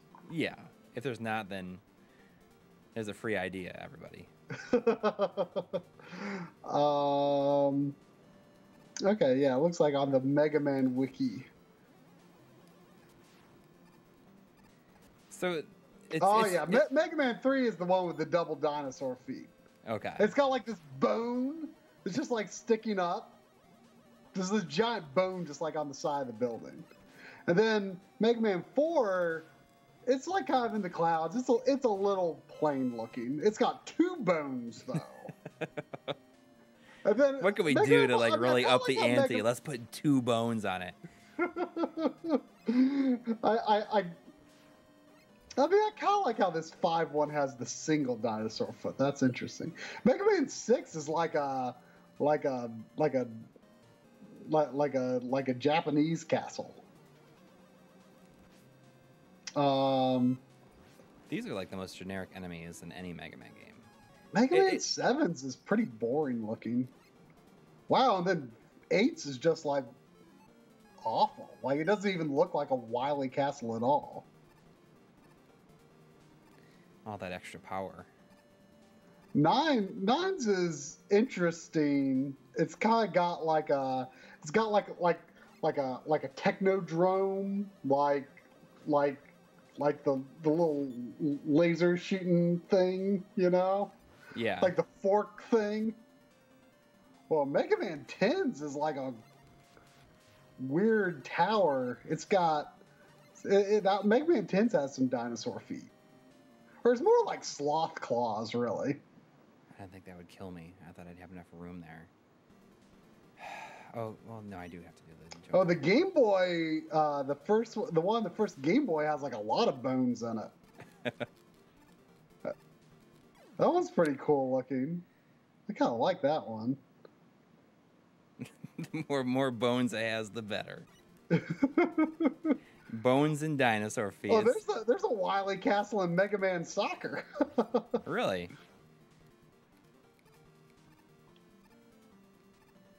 Listen, if you're Wily, jeez. If your Wily Castle doesn't have bones and dinosaur feet, don't even bother. What are you even doing? I'm gonna try this. I'm gonna try the rush jet and just skip it all. Let's do that. Let's do exactly that. Rush, he does get more and more, or less and less useful in each game, I think. Like they really, you know, the idea kind of culminated with the third one. It started and culminated with the third one. Well, I don't know. I mean, Mega Man 6, you know, like you like get to wear him as a suit. Oh yeah. The good thing is, like, I just keep on getting more and more E-tanks because they respawn every time I continue.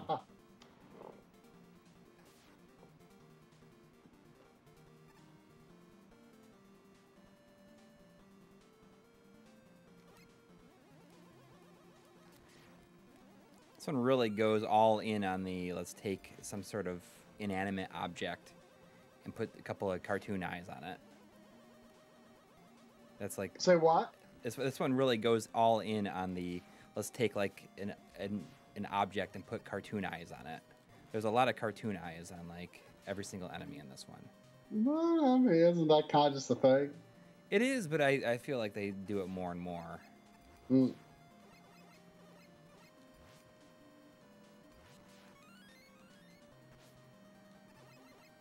Of course, I still think it's a pretty good game. We were gonna do a episode or a live stream where we're just gonna see. Look at these enemies really quick. I mean, they're just like, what are they? They're just like they're things with eyes. Yeah, exactly.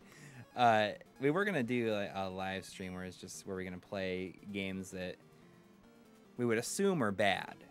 But how bad could they be? Yeah. Come on. Exactly. That was kind of the. I think we should still do that. Yeah, I do too. Oh. You know, you need to stream Dawn of Mana sometime, because I mean, how bad could it be? Yeah, I mean it's a true Seiken Densetsu 4. It's like Seiken Densetsu. Yeah, even Legend of Mana is in Seiken Densetsu 4. Yeah. And people don't like that either, but I liked it. Oh, whoops. It has good music. Great music. Yeah. Let's do this. We're gonna cut it. We're gonna be going overtime here. Oh wow! I thought for sure this would go like faster. These, especially since I didn't have to continue for. Well, it's you know, it's a longer game. Yeah.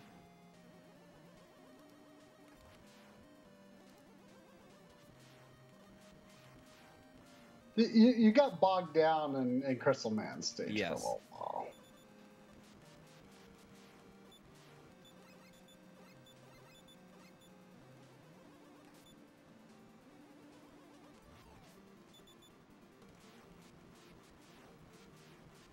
I don't know if it's... All right.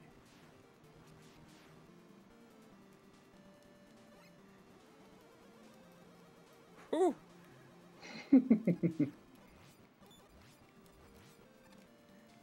That there's one thing that Mega Man games do is make my hands sweat. But it doesn't matter how easy or hard it is. I'm still sweating.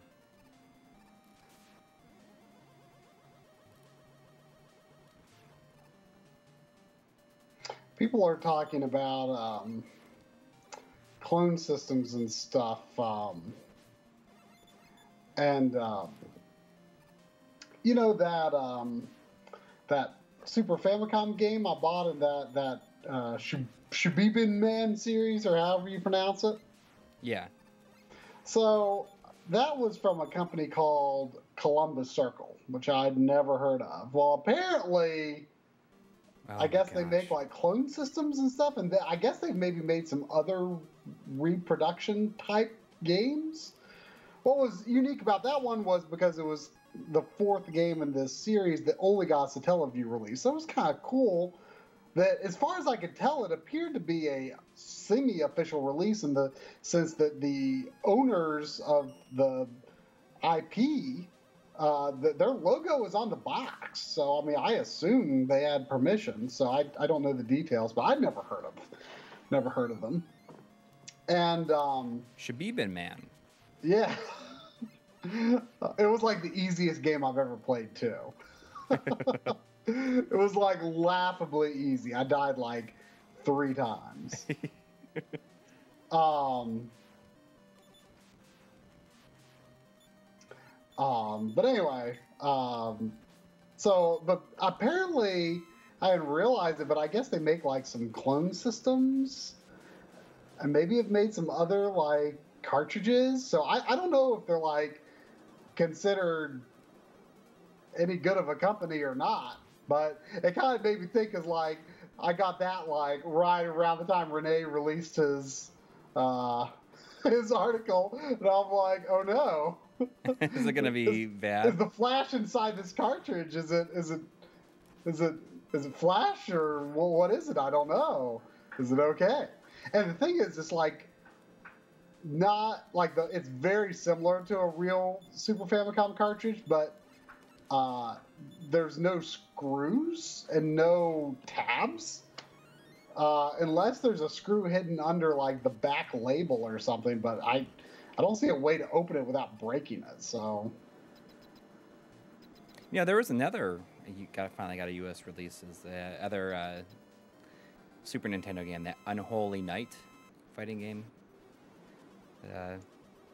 Finally got a physical release. Oh, was that another Satellaview? Well, no, it's by.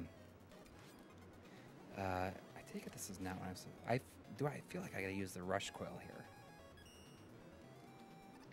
Can you not get the bottom one to go out? There it goes. No, I can't get it to go out.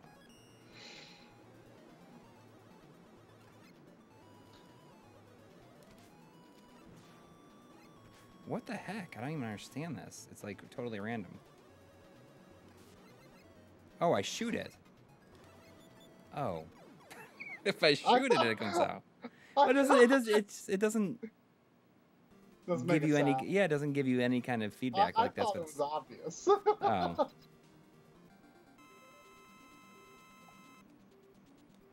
Kane B is suggesting Crystal Eye. Interesting. Let's try that.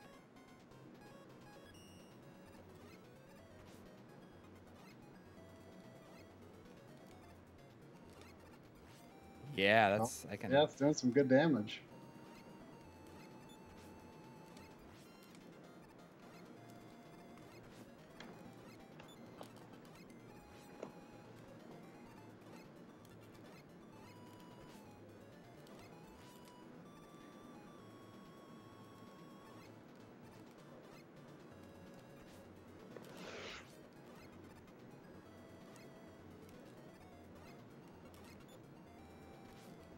Come on. Alright.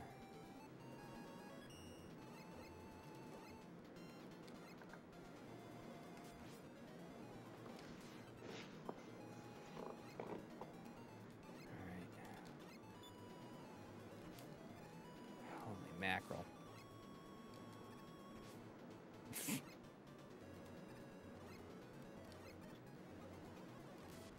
There we go. Man, this is like, I thought it was going to be a lot easier than it actually is ended up being. This game's stressing you out more than you thought it would? Yeah. Significantly more. I still think it's pretty easy. Well, I think you'll find 6 to be a lot easier. Yeah. See. Oh, there's not too many levels in this one, though.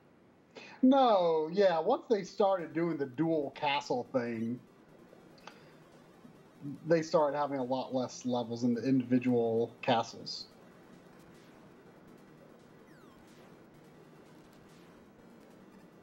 But I still think the game is a little longer. Yeah, I mean, it's probably similar length to 4. Yeah. I feel like you maybe had an easier time with 4. I mean, I forget if you had any major problem spots. Let's see if this works. Ooh, that's close. Shabibin man.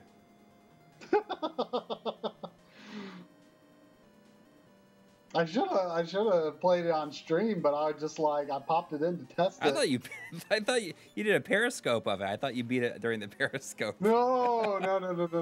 I did a periscope of opening it, and then I went downstairs and I'm just like, oh, I'm gonna test this out, and then I'm like, oh, I beat the first level pretty easy. And then I just kept playing, and I'm like, oh, I beat the second level. And then at some point, it was just like, well, I guess I'm just going to keep playing. I think, though, there might So you not beat it be before you even added it to your backlog? I did. I mean, I had room for it regardless. I mean, was it in general, was it pretty good? Yeah, it was fun. Will you ever play it again? Maybe. I mean, it was fun, but you should make it a regular thing when there's if you beat a game during a stream and you have 15 minutes left, you can always just play Shabibin Man.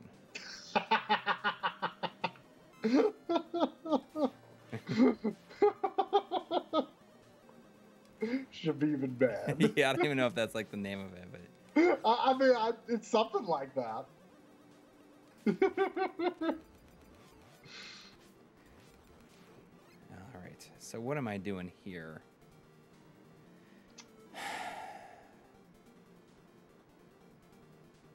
Do I got to do this?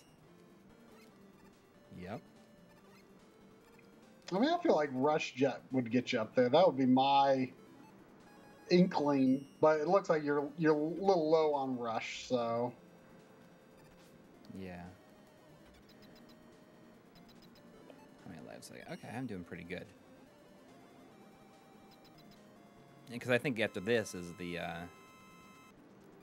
What is this going to be?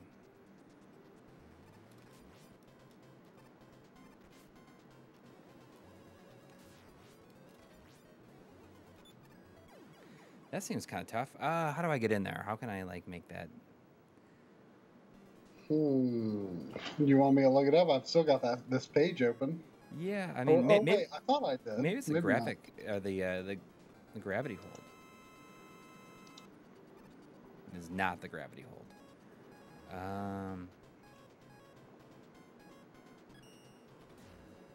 It is not the stone. Is it going to be the gyro attack? It's the gyro attack.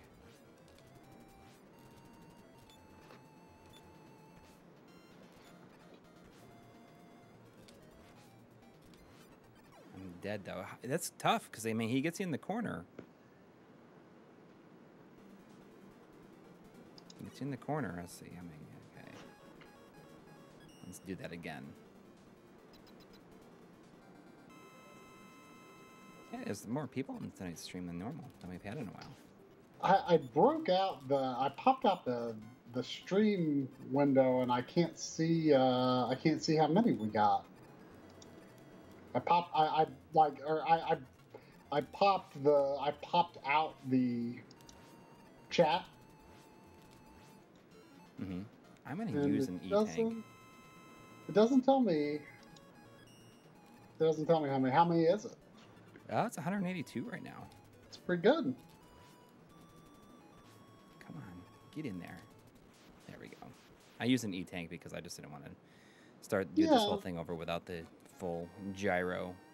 I mean, I don't remember which Wily this is, but Beat's gonna do it. Beat's gonna beat it.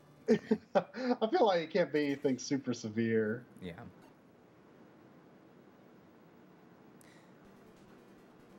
See that just replaces my E-tank right there. Not only that, but the rush coil like looks dumber and dumber.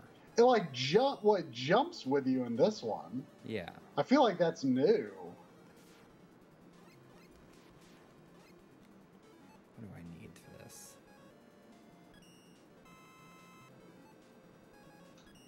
It's gonna be the bosses. It's boss time, or the fighting all the enemies again. Oh, of course, the first one I have to fight is Star Crash. I'm pretty sure it was. Yeah.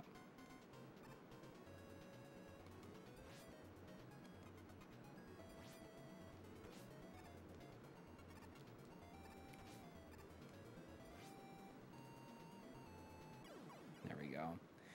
He is much easier with that. And he's the one I want. That is actually a pretty cool weakness for him. Yeah. So you just like get him when you're passing by.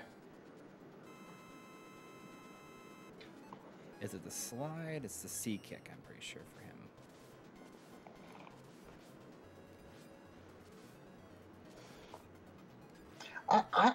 I always feel like moves like that and Top Man's ability, like, are such throwaways. Well, they're so dangerous to use, you know. Like, yeah. I almost feel like it's easier to just buster it up. Yeah.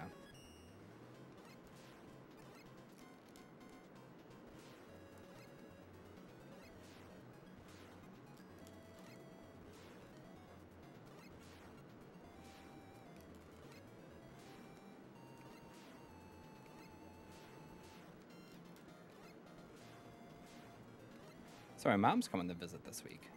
Yeah. That's one reason the Saturn episode has to be done. Yeah, exactly. It's going to be cool. I think it's going to be such a fun thing to kind of have Saturn go out, you know, and have Night Trap go out next week, and I can just kind of... What is it that works against him? Is it Rock? Stone against Starman, right? It's a stone? No. I think it's Wave.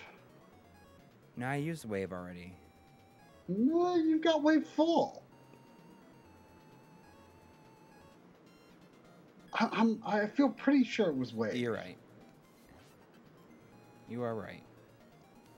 I always get the Wave and the kick always mixed up.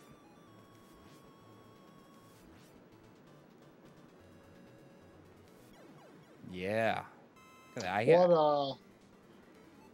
What game are you going to use as your escape to reward yourself for finishing these episodes?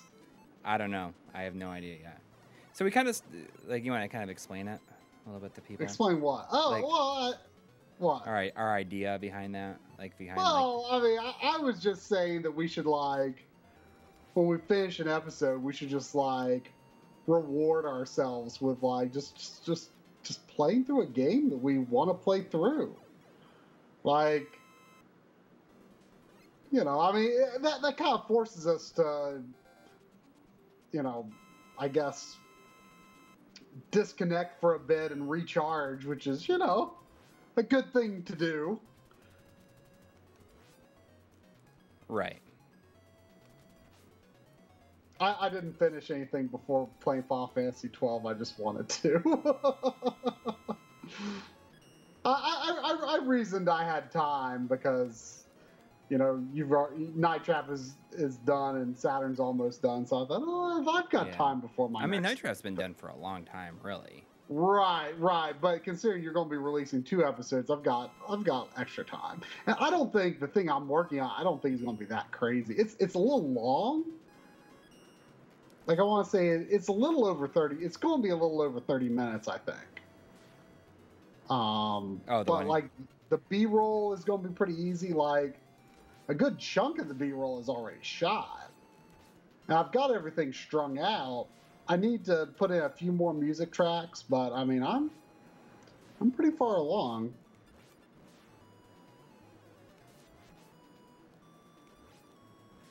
Uh-oh. Man, I might make it through this without dying. That'd be crazy. What do I got? I got Charge Man. He's rock, right? He's stone. He's a stone. That sounds right. Although, you know, I did.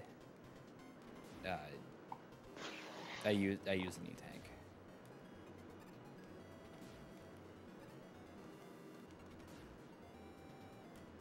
Whew.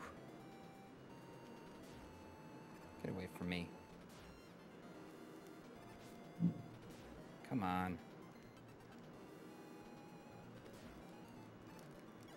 Come. All right. Oh, you spoke too soon. I did. I got too cocky. It's all right, though. It's that Power Stone. Yeah. We were kind of talking earlier today. I mean, not today. We were talking like this earlier, like this week. Like, well, maybe it was like Saturday, or not Saturday, but like maybe like Thursday or something. About like our first like Amazon orders. Oh yeah.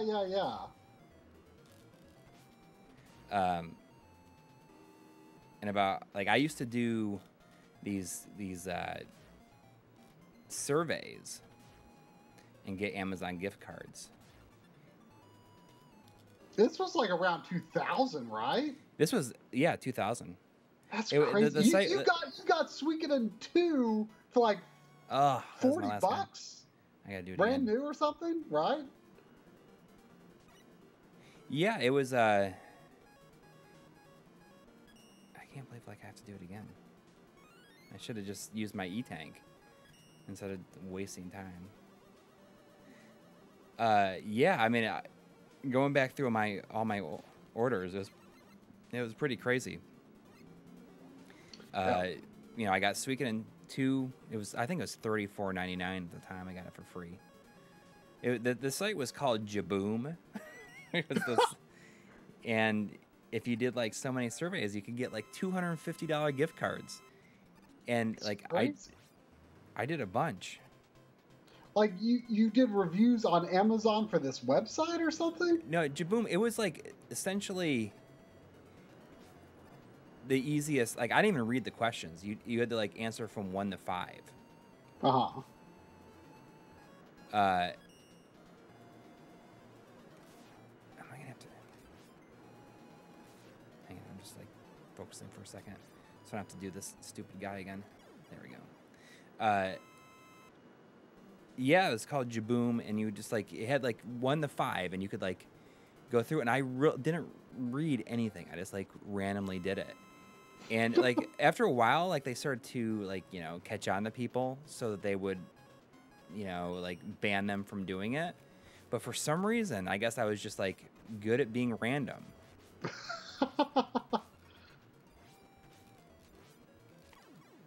And I mean, I must have like probably like $1,000 worth of free gift cards when it's all said and done. Try Googling it. Try Google Jaboom. How do you spell Jaboom? Jaboom. Amazon gift cards. See if there's like Jaboom Amazon gift cards. See if there's like anyone ever like talks about it.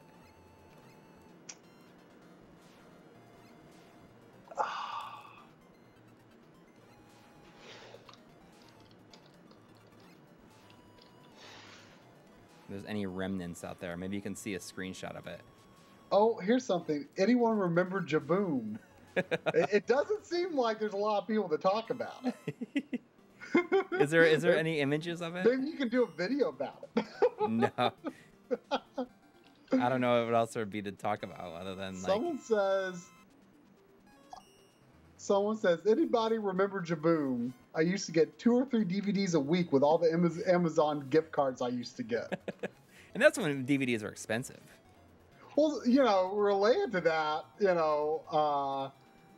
you made me look up my first Amazon purchase. It was actually the Die Hard trilogy. Die Hard trilogy on Blu-ray.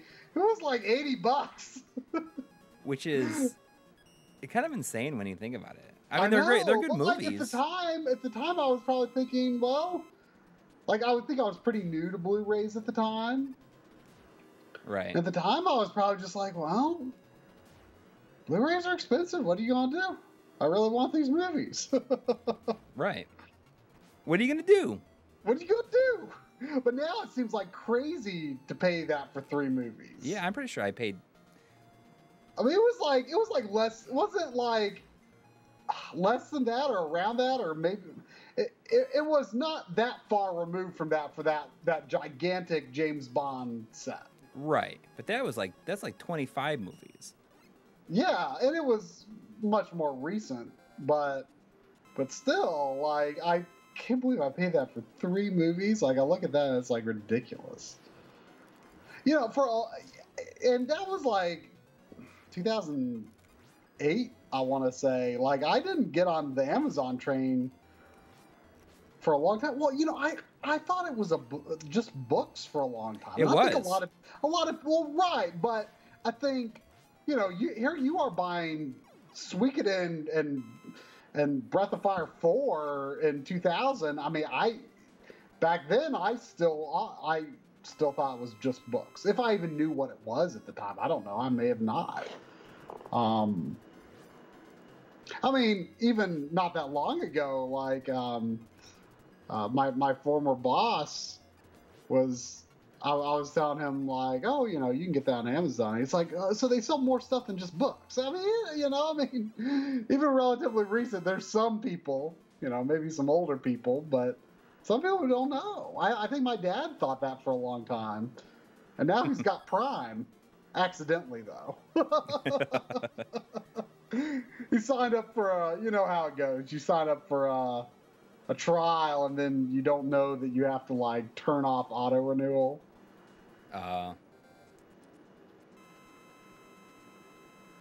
But you find you use it more than you have any idea that you would. Oh yeah, I mean, now he's used it like a ton. Like, he didn't mean to get it, but he's like, well, gotta make it worthwhile. Yeah. That was so bizarre. I was looking at the stream on my TV, and like I saw Gyro Man coming down and the life bar filling up. I look over. What am I doing with this? What am I doing with Wiley here? Is it beat? Do I use beat on him? I mean, I feel like this isn't the only form. It looks like Beat's having some trouble getting up there. Yeah.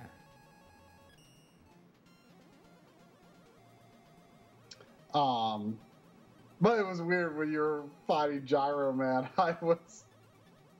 I saw him coming down.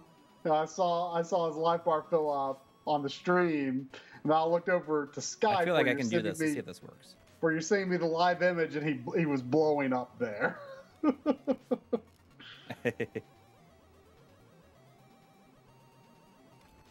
Oh. This doesn't look too hard. No, it doesn't.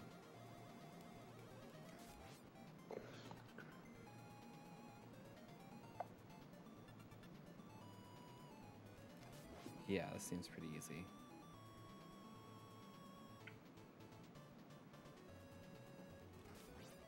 Let's see if this works.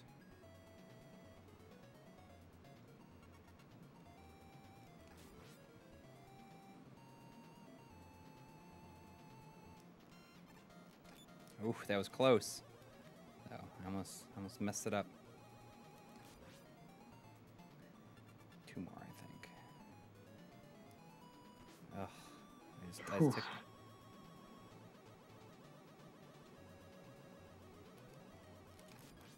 Come on.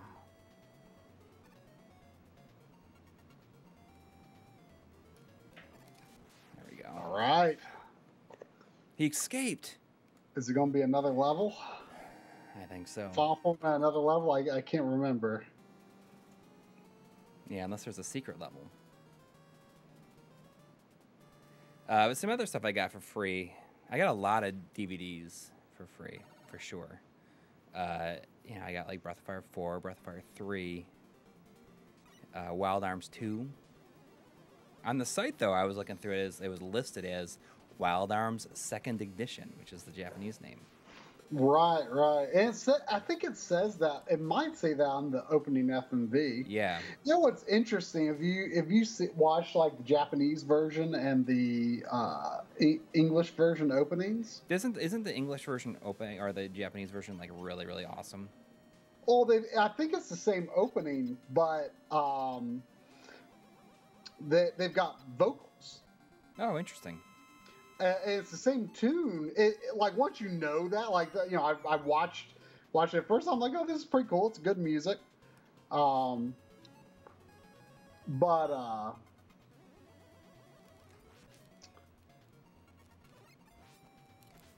I feel like this may not be the form to use beat on. No. I'm just gonna use my E-tanks. What do I use here, you think? Well, I've got this here.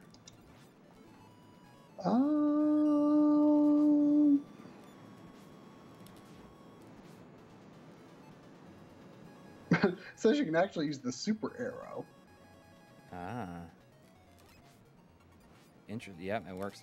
Okay, so I'm just using my E-tanks because why not, right? Why not? You've got a ton of them. As long as you don't let it get too close. What was I talking about? Okay, so now, hang on. I can probably use beat on this next part. Yep, I've seen this happen before. Yep.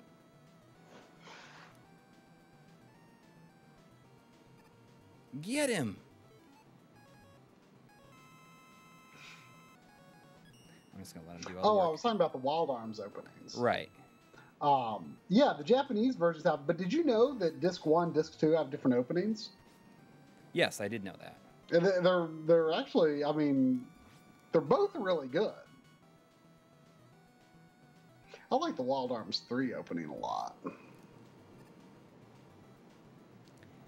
I mean, I like the Wild Arms 1 opening a lot. They're all really good.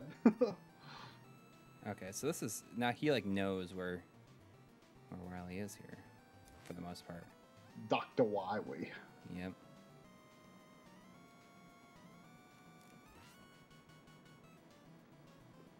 I think I'm gonna do it. So many, like I think it's like, is it 4 onwards where, like he's always in a pod for his final form. Oh, really? I think so. But like the only ones that are super hard, well, 7's by far the hardest. I want to say 9's was pretty tough too, though, his pod form. But not as tough as 7. 7's just absurd. I'm just going to use he ran out of energy. I just do that. Oh, man, I got him. I did it. That was Did it again. Yeah. Tougher than you thought? Yeah, absolutely tougher than I thought. You know, he has a reputation of being fairly easy. And yeah, I mean, it's just all expectations, I guess, you know? Yeah.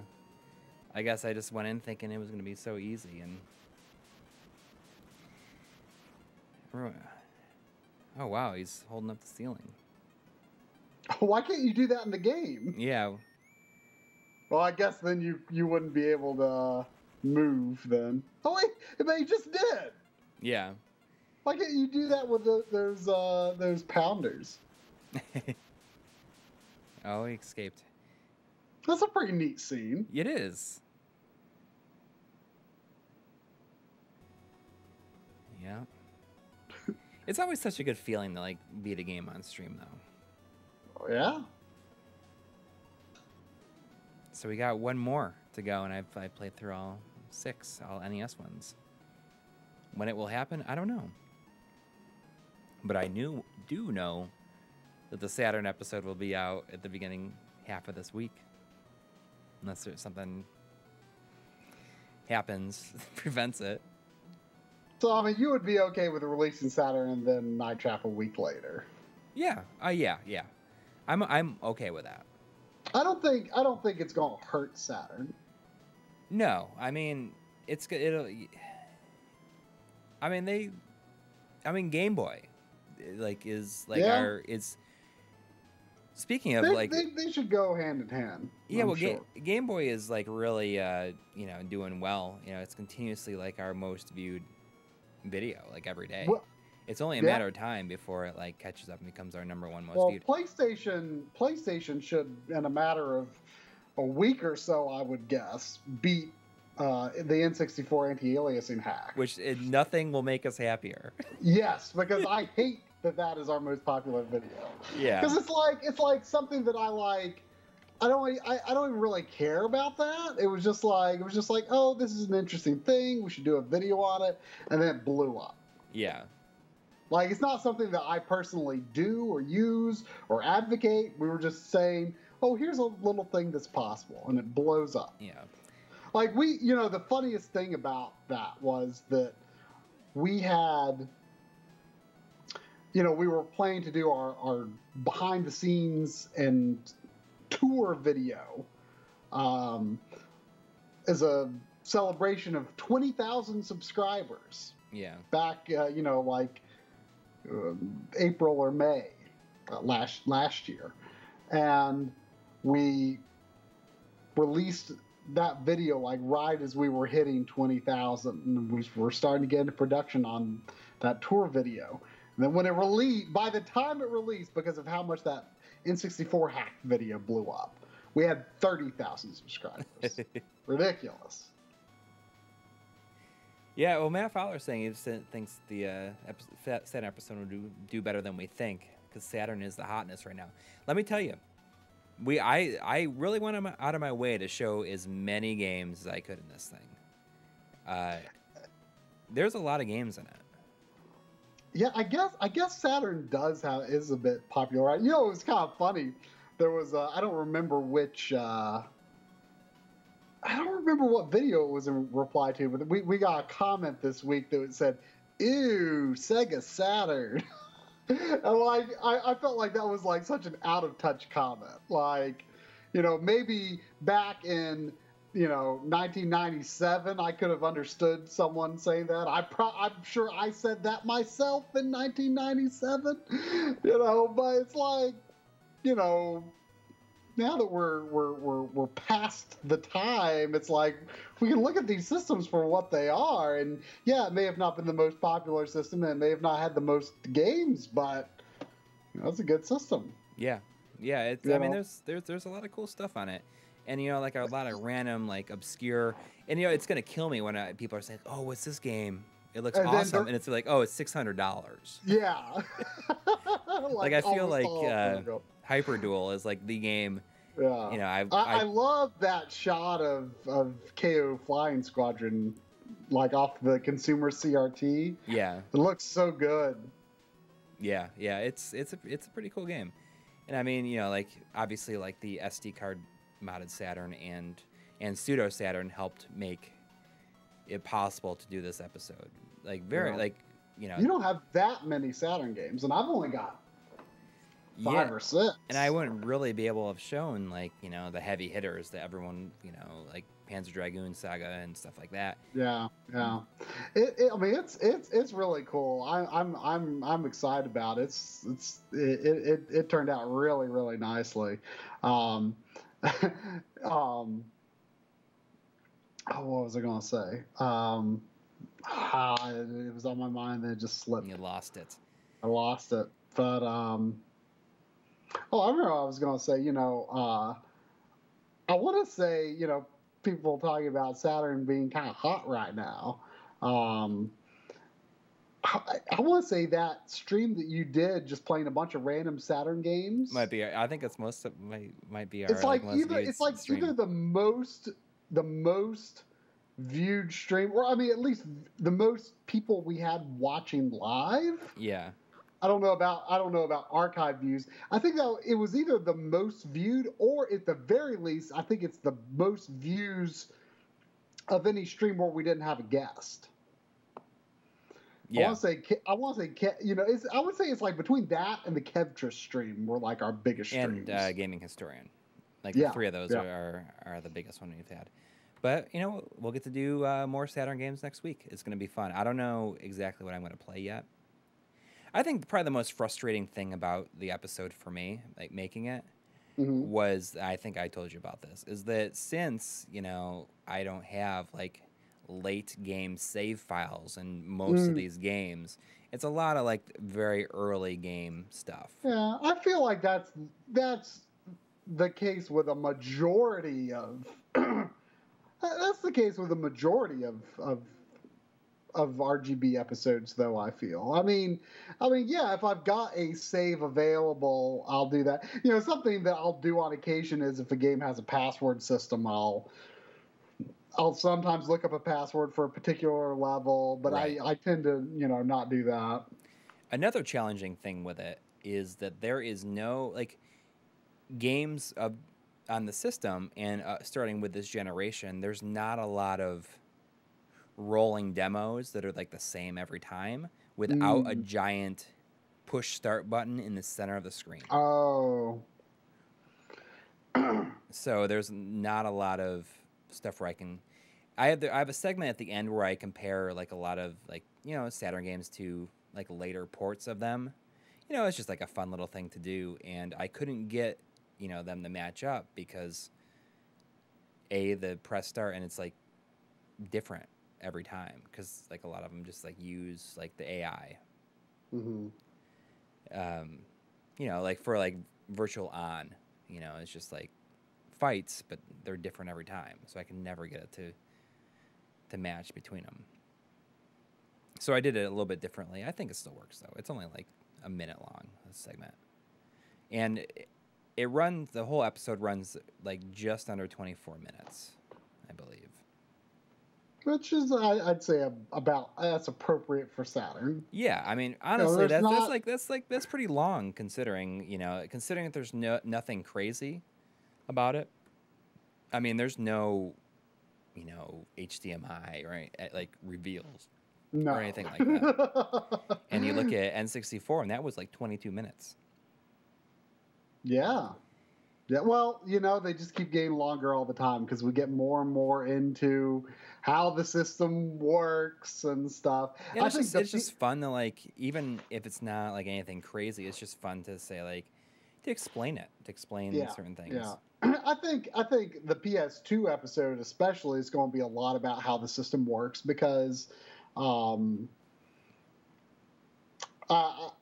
feel like that's almost more relevant than, you know, cables in a lot of ways, because it's got a particular image quality to it. I think that especially looks good on a CRT. Yes. I mean, I never really fully appreciated that, but PS2 just looks really cool on a CRT. I just didn't, you know, because during the PS2's day, most of the PS2 GameCube generation was when I was in college, and that was when I bought this S-Video to VGA box, an upscaler, you know, and I guess it must have done deinterlacing because I don't remember seeing combing. You know, it's kind of funny looking back and thinking about how long I was into this stuff without really realizing it. But I went straight to that, like playing on my CRT computer monitor with this S-Video to VGA box. Went straight to that from running composite through my VCR. You know, because I didn't have an RF switch for a lot of the more recent systems at that time, and so I had mono audio input on my VCR and video input, and then, you know, I had to output that over coaxial cable. I mean, I went from that on a very crappy RCA TV, and you know, So I didn't really have an appreciation, I feel, for that was that generation where it was a lot of interlaced content. And so I never really developed a full appreciation for interlaced content. Like I always kind of thought, it's kind of bad. I don't like the flicker. But much more recently, especially playing it on the PVMs, I'm like, it's actually kind of cool. Because back in that day, I was not playing it in the way that it was meant to be played. Because I was so proud of that scheme at the time. I'm like, ooh, I'll get a box to play my video games on my computer monitor. That way I won't have to have room for a TV in my college dorm, which was a big deal. No, it was the same way when I first moved to New York. I was figuring out a way that I could use my computer to play. I probably looked at the exact same thing that you had. Because the View Sonic something. But we didn't know that the way that it could like mess things up, I guess. I mean, I remember thinking it looked spectacular because it was the first time I'd ever got to use S-Video. So it blew me away. And I don't remember, I swear it did not have de-interlacing issues. Like, I think it did pretty good de-interlacing. The only thing, though, like, it didn't, I don't think it had great black levels on it. And you could adjust the color a lot, but I couldn't get the black levels good without it being like too dark overall. Because I remember I got the HD CRT between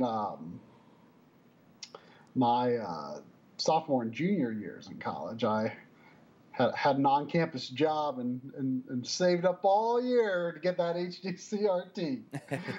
And and so I played all summer that between those years. I played all summer on that HD CRT. And then the very first thing I did when I got back at the beginning of my junior year, I was playing Final Fantasy 11 on PS2. And I was logged out in this cave, this somewhat dark cave. And I logged back in, and I'm like, ew, why is everything gray? Because, I mean, obviously the black levels were perfect on that CRT, and it was kind of depressing for a little bit, but then, I got used to it again. But I thought it was so cool at the time. Yeah, I mean, it's convenient, too. But, all right, so is that gonna do it for tonight? I guess that'll do it. So y'all be looking forward to Saturn soon, and for real, for serious, like Night Trap is happening in like within less than 2 weeks. Yeah. Yes, it is. It's gotta. I mean, it's gotta. It's gotta. And there might be a Night Trap related announcement in a couple days. Keep an eye on our Twitter for it. Hopefully we can put it out there. I mean, I don't know if we want to wait till we hear everything is good. Yeah, and if anyone lives not too far from St. Louis, think about going to the Missouri Game Con. We will be there. We're arriving like late on Friday, so we're really only going to be there Saturday. Is the convention going on Sunday too? I don't know exactly what days I believe it it's Saturday and Sunday. Yes, it's Saturday and Sunday. So the convention doesn't run on Friday. Right. And I believe we don't have anything to do on Saturday. On Sunday, we have a panel, and then we do some like a meet and greet and as it gets closer, we'll talk more about it. But the schedule just went up today. I'm sure we'll just be around on Saturday anyway. Yeah. All right. Good night, everybody. Good night.